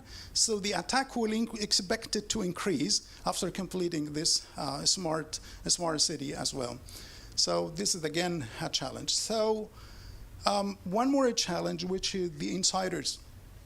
Insiders mean that the attacker now tried to grab attention or to take people from inside to get the attack, they recruit them from the telecom company and banking sectors. Also, one of the things that we face, which is putting the sensitive data into the AI models. So I will skip this one, but the solution for this is to have 3 partners work together, which is the institutions. The second is the legislations. The third will be the collaboration between partners, different countries, and so on, to get rid of these attacks. I'll stop here, and thank you so much. I hope that I didn't take that much. Can I have one question? No? Okay. Oh, okay. Yes.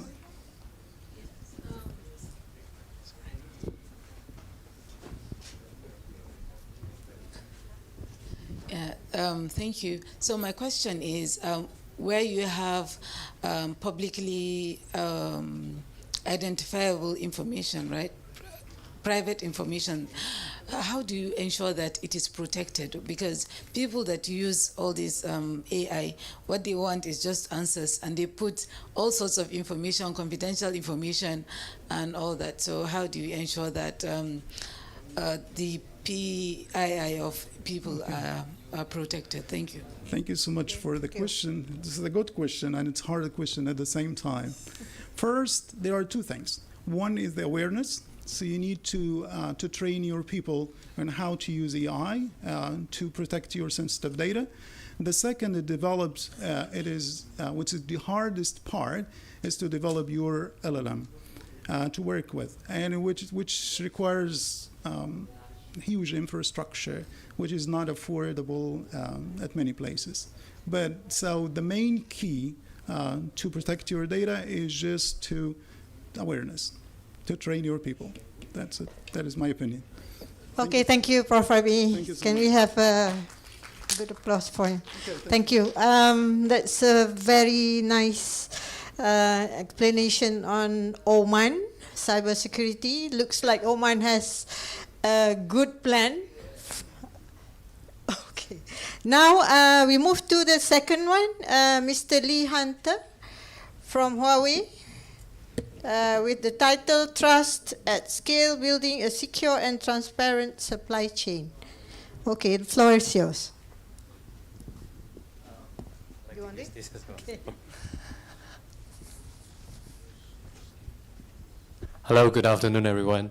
How many non-Malaysians here? Oh, quite a few non-Malaysians. So for those non-Malaysians, welcome to Malaysia. I'm Hunter from Huawei, Malaysia. Right. So today my speech, I will be talking about building trust at scale, a secure and transparent supply chain. So before I start, I'd just like to show you this picture. Right. Any one of you know what device is this? You want to take a guess? What? Huh? What's that? ACU? What does ACU stand for? Sorry. Electronic Computer Unit.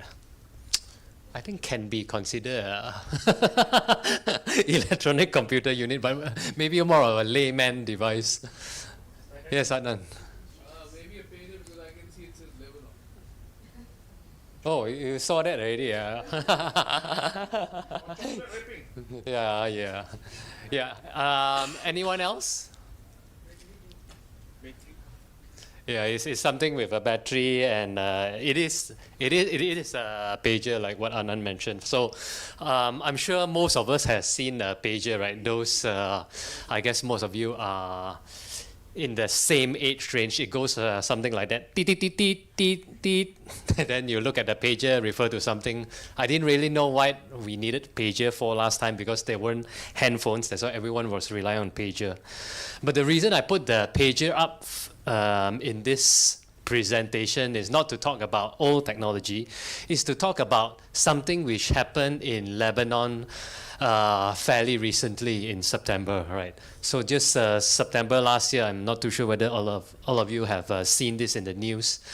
The supply chain of the pager device was breached in the upstream, where close to 3,000 individuals were injured and more than 10 killed, where the pager was detonated remotely via a device. Right. So this shows that now cybersecurity comes into the realm of physical security space as well. By attacking and compromising the supply chain, lives would be at stake. With that, I'd like to just go through and introduce myself. I'm the CSPO of Huawei Malaysia. Each country also will have a CSPO equivalent. We have our CSPO from Huawei Pakistan over there. Anand, introduce yourself. So each country has a CSPO. What the CSPO does in the respective countries, obviously, is we build trust, engage both the regulators, our career customers, enterprise teams, cloud.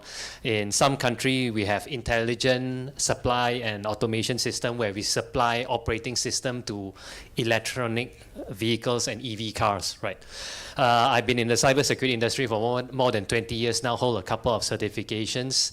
Also a chapter committee member for PCOM, which is our National Tech Association. And I think, Puan, earlier you were talking about NIO, right? I was a volunteer at the NIO, Malaysia's National AI Office Security Chapter Working Committee. So that's a little bit about myself. Move on because I know we have to rush for time. Building in a secure supply chain in Huawei, we look at three critical aspects. So if you refer to this deck over here, the three components are the physical goods security, number one. Number two, we look at the end-to-end traceability of the product. So not only the hardware, software, and all the components as well. Last but not least, for an organization to thrive in this space of time, we need to look at internationally recognized certification systems, right? So for physical goods security, inbound security control, introduction of new products, because nowadays a lot of developers, actually you use third-party supply code, right? Third-party supply code, you download some code from GitHub, they'll use the code and then put it in your product. Who knows the code that is being used already has a backdoor or a weakly designed code, right? So not only for physical security from the manufacturing line, for the software as well. We need to look at the inspection of the material, the incoming material inspection, the production line, whether it already contains any viruses, malware, the integrity of the product has been compromised, it has already been tampered with, is a reuse code. Developers nowadays, they just prefer to copy and paste code, already available code, right? You don't need to go and create your code all over again.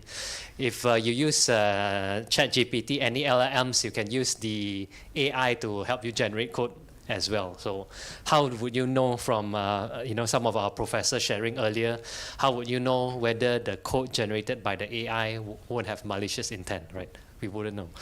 So those are the few components that we look out on incoming physical security controls. Obviously, we have a very mature life cycle when we develop our product sets and solutions as well, because Huawei products for the carrier network are used as national critical infrastructure. All your telco, if it's not Huawei, it's just one of the few brands already, right? So critical national infrastructure requires products which are built with trust and transparency.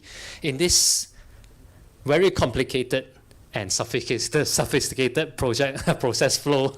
Over here, you look at surface mount technology, in-circuit testing, functional tests, system tests, and automated test equipment as well. So these are just processes we undergo when we build in the Huawei router switches, 4G, 5G components.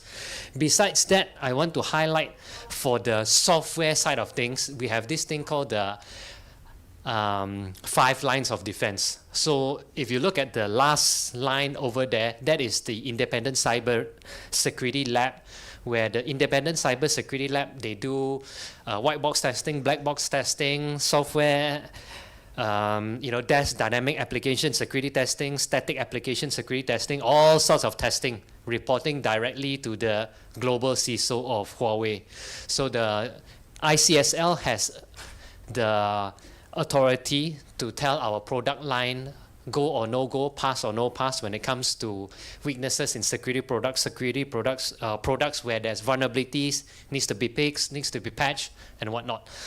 Again, I personally have worked and visited our Huawei Transparency Center in Dongguan. Customers are, allowed and also encouraged to come and visit our transparency center. If you want to test and to test the security solutions, we have a test lab, we have products, we have facilities for you to test the software and also look at the security of the hardware and firmware product line as well. So all these will be demonstrated, including the introduction of the independent cyber security test labs, right?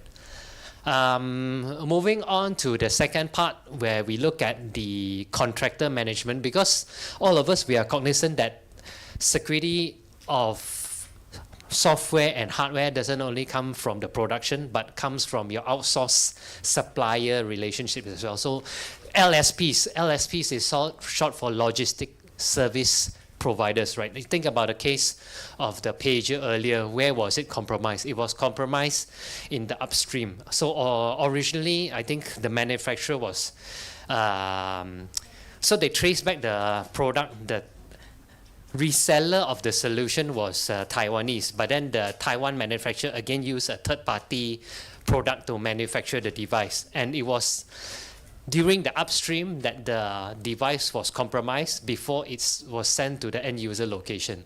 So when we look at logistics service provider management, Huawei is very careful when we go about with our service providers for outbound services as well. So a lot of tests to assess the supplier security assessment, unqualified, not qualified, reporting incident requirement, suppliers which do not have a data transfer agreement signed for cross-border privacy protection, and lack of awareness materials are also not qualified. So very stringent process in place to make sure the suppliers, the logistic partners that we use are valid and trustworthy. Okay, 1 minute left, so I'll just move on to the software component side. Everyone remember this vulnerability, the Intel CPU Spectra vulnerability. So we talk about bill of materials. Traceabilities not only look at traceability of physical goods, but software goods as well. So when we use third-party software components, we need to have identified that, over 256 bill of materials used in various products, and these various products goes to 300,000 customers. So ability to identify where are these components used and notify the customers so that they can fix and patch them in time, right? So the last component, the last topic I want to speak about here is the security systems. Security systems, Huawei have invested a lot in internationally recognized certification. ISO 28000 is the supply chain security. 27001, very common. We already have a number of years. And 2 weeks ago, Malaysia office, we just passed our ISO 27701, the privacy certification where I've brought the company through. So with that, I want to close off and mention again, all of us need to understand the impact of supply chain security risk is no longer just due to outsourcing risk. Just doing a third-party security assessment is not enough. You need to look at the supply chain as a whole. Implement key measures for the supply chain security, and last but not least, continue to invest and build trust in international recognized certifications. With that, thank you very much. I'm Hunter from Huawei Malaysia. Thank you.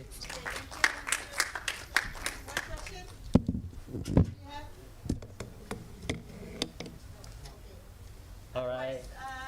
Can we move on to Dr. Danfo? Mr. Bunch.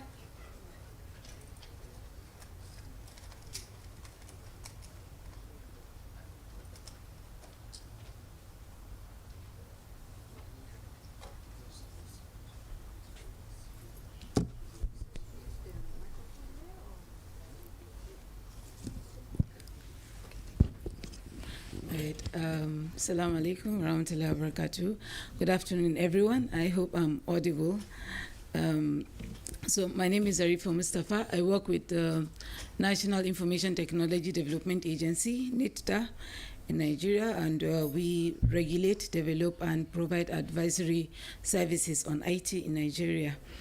And this is the second time I'm attending COMSTECH program. I attended last year in Pakistan, Islamabad, and here today in Malaysia. So what I'm going to talk about is strengthening cybersecurity in Nigeria, but the things that we are doing and the things that we want to achieve in the future. So this is just the agenda, the current landscape, in terms of cybersecurity and innovation, what we are doing, capacity development and talent pipeline, and recommendations. And we all know that we can't work in cybersecurity in silos, so cooperation, especially international cooperation, is very critical. So in Nigeria, we have a population of over 200 million, which is very high, and like previous speakers have mentioned, quite a young population. We have a youthful population of over 60% of the people in Nigeria are under the age of 35. So when you look at that number of people and the broadband penetration, people are using digital services more and more. Even government services are moving digital. So with all this, you know that there will be issues in terms of cybersecurity. You have people who are not security conscious having access to these devices, these services, and you end up having issues in terms of cybersecurity that you need to address. So for Nigeria, the cybersecurity framework, this is just like the evolution. It started in 2003. The president formed a committee on 419. There's something we called 419.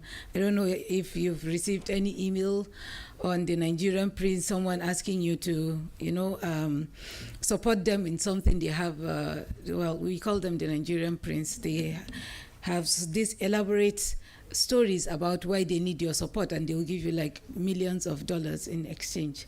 So this, from that committee, evolved up to the Cybercrime Act in 2014 and the National Cybersecurity Policy and Strategy in 2021.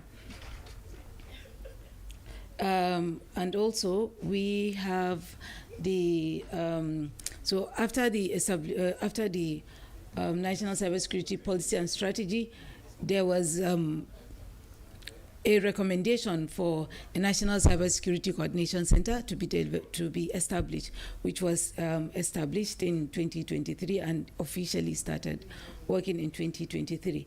And our Cybercrime Act was also amended in 2024, as well as the designation of the Critical National Information Infrastructure, all in 2024. So this is just a brief on the landscape. So for the National Cybersecurity Policy and Strategy, it's focused on 8 pillars. We have strengthening cybersecurity governance and coordination so that we don't work in silos. We need to have a coordination body, and that's why the National Cybersecurity Coordination Center comes in, fostering the protection of national critical information infrastructure, which now was this led to the designation of the National Critical Information Infrastructure, enhancing cybersecurity incident management, strengthening of our regulatory framework, where our Cybercrime Act was reviewed in 2024, enhancing cyber defense capabilities, as well as enhancing international cooperation. So currently in Nigeria, the coordination of cybersecurity is under the Office of the National Security Advisor. This now cascades down to the National Cybersecurity Coordination Center, which is in charge of ensuring that any activity related to cybersecurity is done in an acceptable manner. So we have the national CERT under the NCCC. We have the government CERT. My office is in charge of the government CERT, and we provide services to government ministries, agencies, and departments, as well as the general public. We have all these sectoral certs. So we have the certs in charge of the telecoms, we have in finance, and we have so many others. But all the coordination of these activities, the activities of these certs are under the NCCC. So in terms of strengthening our policy priorities, we look at the alignment on to have a sector-wide capabilities, not just focusing on only government or only telecoms. We need to have certs in different sectors, because the national cert cannot provide services, or it cannot protect everyone. It cannot provide its services to everyone. We need to have like different sectors, and then that NCCC now will do the coordination. Also, our national cybersecurity policy and strategy needs also to be updated. We need to have a document that is evolving. We can't have a strategy that is written maybe about 4 years ago now, right? And we are still using it. Things have changed. When the strategy was written, AI was not really that much in use, but now we have so many things coming up. Technology is advancing at a very rapid rate.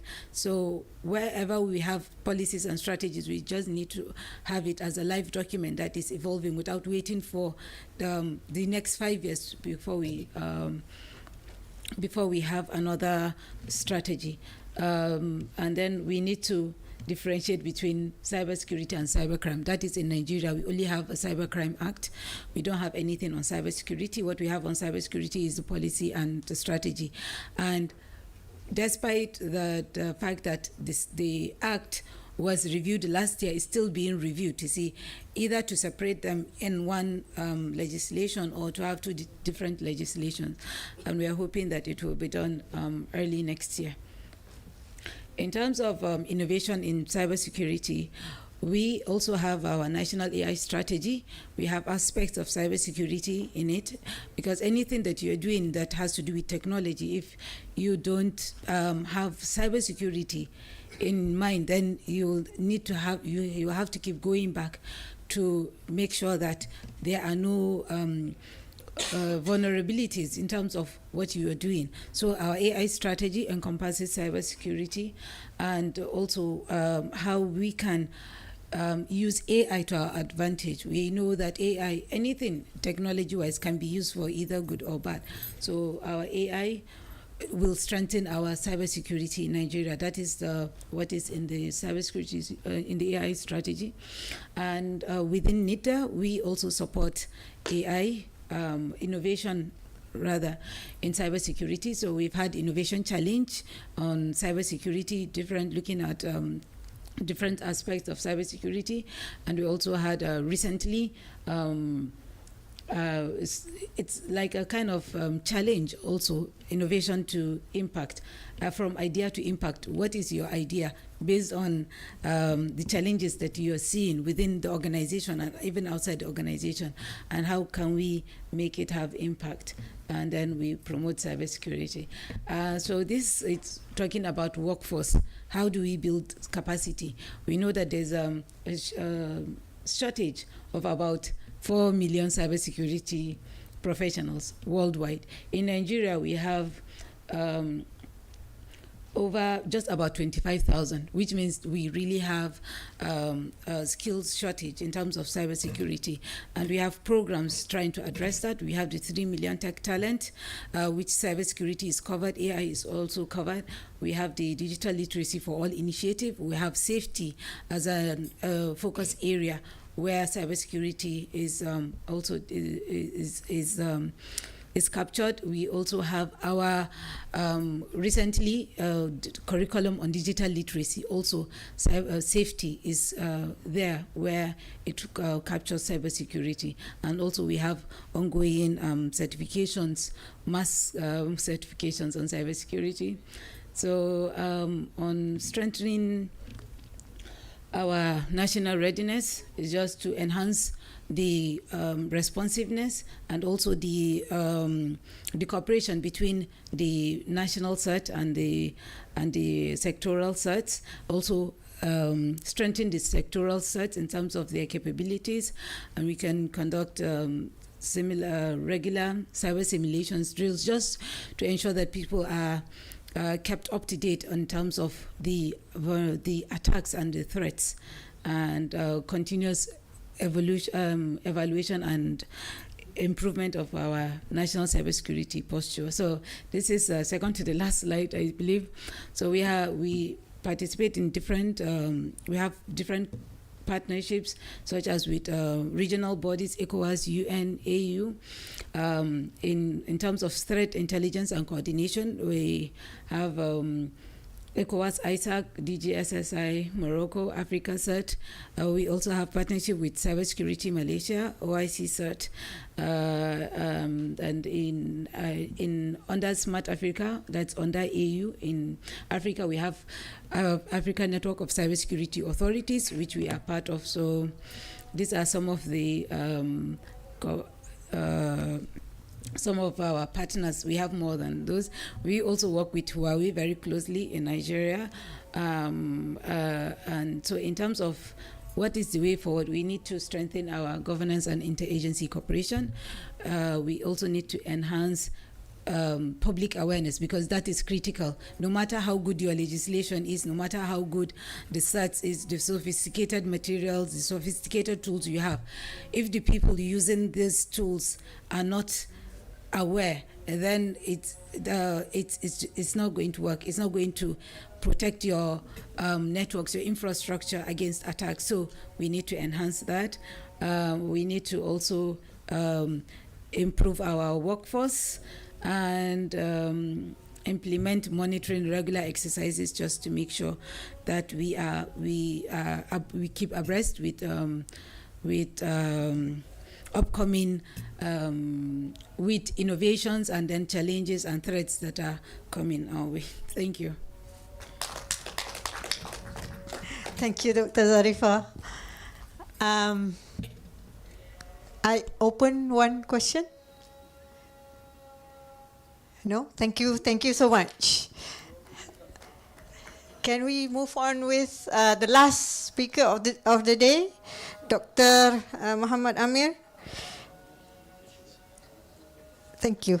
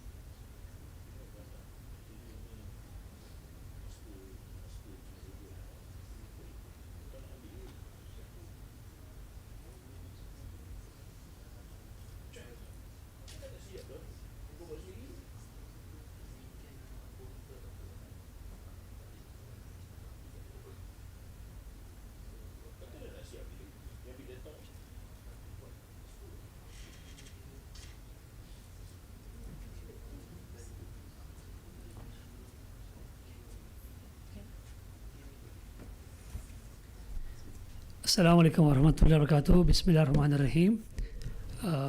Good evening to all of you. I am Dr. Amir from UiTM. I am working as an associate professor in Department of Computer Science and Mathematics. So the topic of my presentation is cybersecurity for a rising digital Pakistan, challenges and opportunities. So the rising digital Pakistan mean that Pakistan is a fast growing in terms of technology. In spite of all these things, we have a great threat, cyber threat, and as far as the cybersecurity is concerned, as per the latest information regarding the subscribers, we have more than 130 million mobile subscribers in Pakistan. So massively they are using internet, they are doing businesses, and they are doing freelancing, online businesses like this. So in order to protect their data, their economy, their each and everything, devices over the internet, routers, switches, system, computers, so we need cyber security. Okay, the vision of Digital Pakistan, this is the roadmap for Digital Pakistan. Basically, we are the connected nation because we have over 130 million broadband subscribers, and we targeting IT sector contribution to 5% of GDP by 2025. Hopefully, up till now we already achieved this target. Now we are at 7%. Massively growth in freelancing and startup ecosystems, because after COVID-19 till now, mostly our students, our IT professionals, they are doing freelancing, and we have massively like small software companies. They are running by students, IT professionals, experts. So as connectivity growth, so does the critical need for robust cybersecurity infrastructure. So this is basically the achievement for Pakistan and the global recognition and the progress, which is that as per the ITU, International Telecommunication Union, GCI, Global Cybersecurity Index, Pakistan is in Tier 1. They keep Pakistan in Tier 1, which is role modeling status. So Pakistan basically moved from evolving stage, which is learn and grow, stage, from role modeling, which is like learn from them. You have to learn from them, learn from Pakistan. So in the ITU Global Cybersecurity Index, reflecting impactful policy measures and strategic focus. As per the global ranking, we are at top 40. Last year we are at 80 position. Now the rating is significant improved by 40.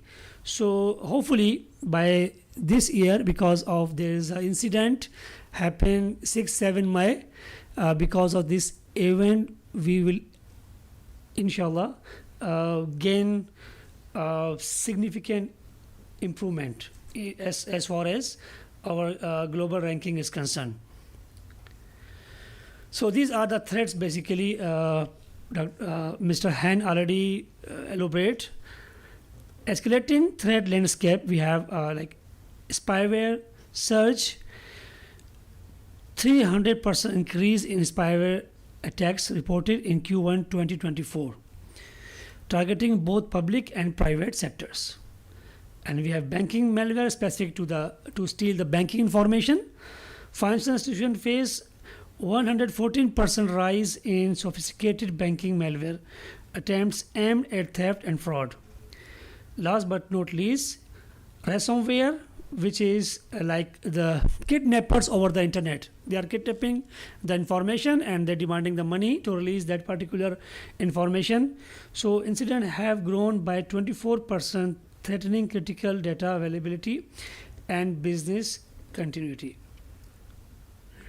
So the talent gap, we have demand versus supply. While the demand for ethical hackers and security analysis skyrockets, Pakistan faces a critical shortage of qualified experts or professionals.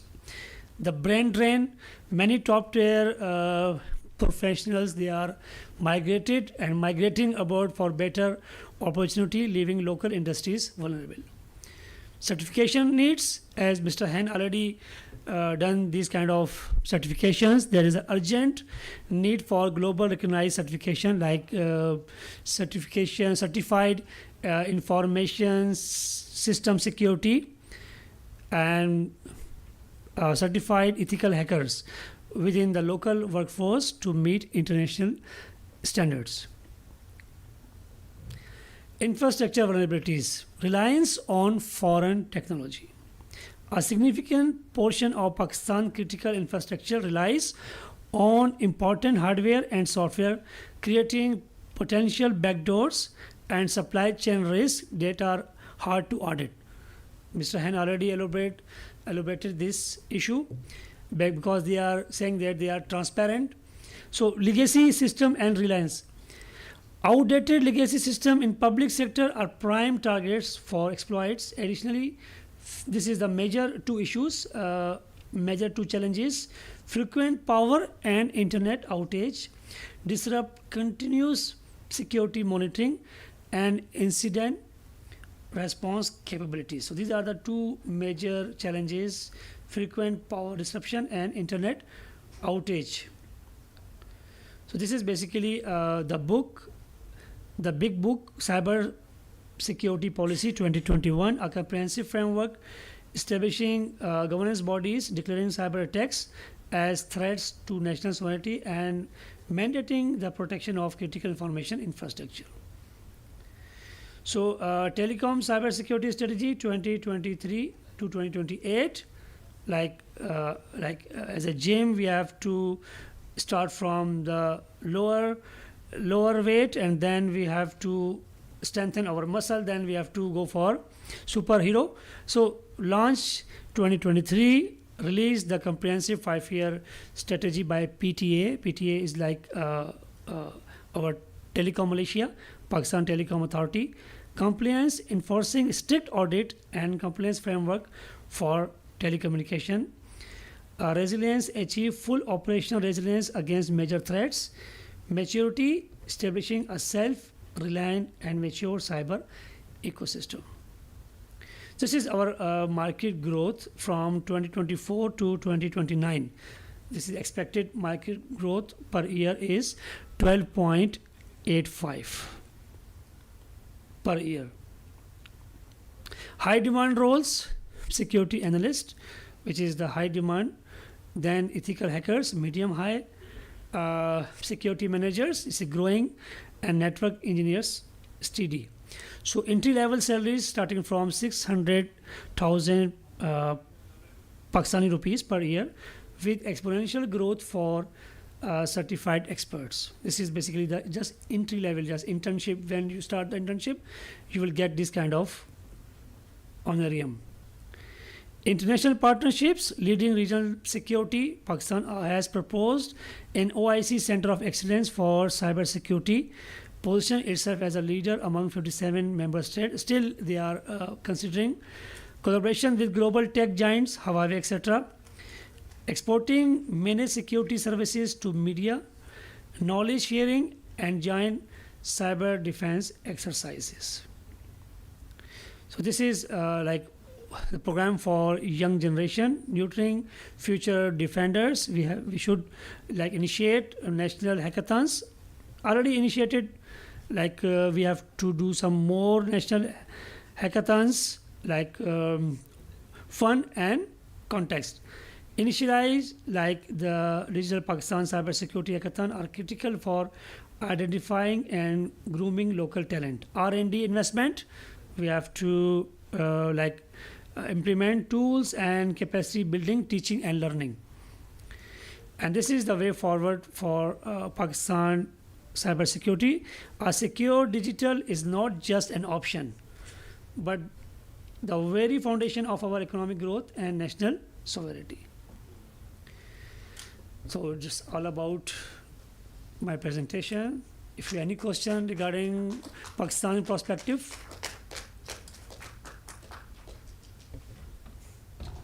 Yes, please. Thank you very much. Thank you very much. Okay.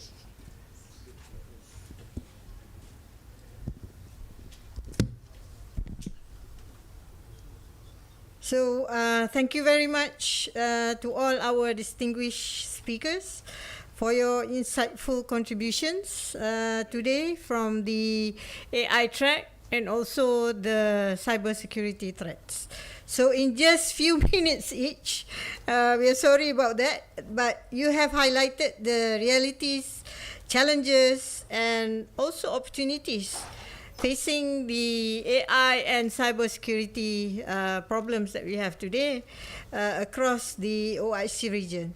So although this was a lightning session, the depth and clarity of your perspective have illuminated critical issues from national cyber resilience and emerging threats to capacity building, governance, and international collaboration. So what has become clear from today's session that cybersecurity is no longer a national initiative, but a shared global responsibility. So OIC member countries are diverse in context and capacity, as we have seen today. We have very diverse community, but we should be united by the same fundamental as our VC also said this morning, to safeguard our digital ecosystem, protect our citizens, and ensure that technological progress is matched with security and trust. So what I can conclude from today's session, that building a secure digital future requires strong leadership and policy directions, technical innovation and research, skilled human capital, that's very, very important, and most importantly, continued cooperation across borders. Okay, so on behalf of the organizers, I extend my heartfelt appreciation to all our experts for their concise yet powerful presentations. I also thank all participants for your attention and engagement.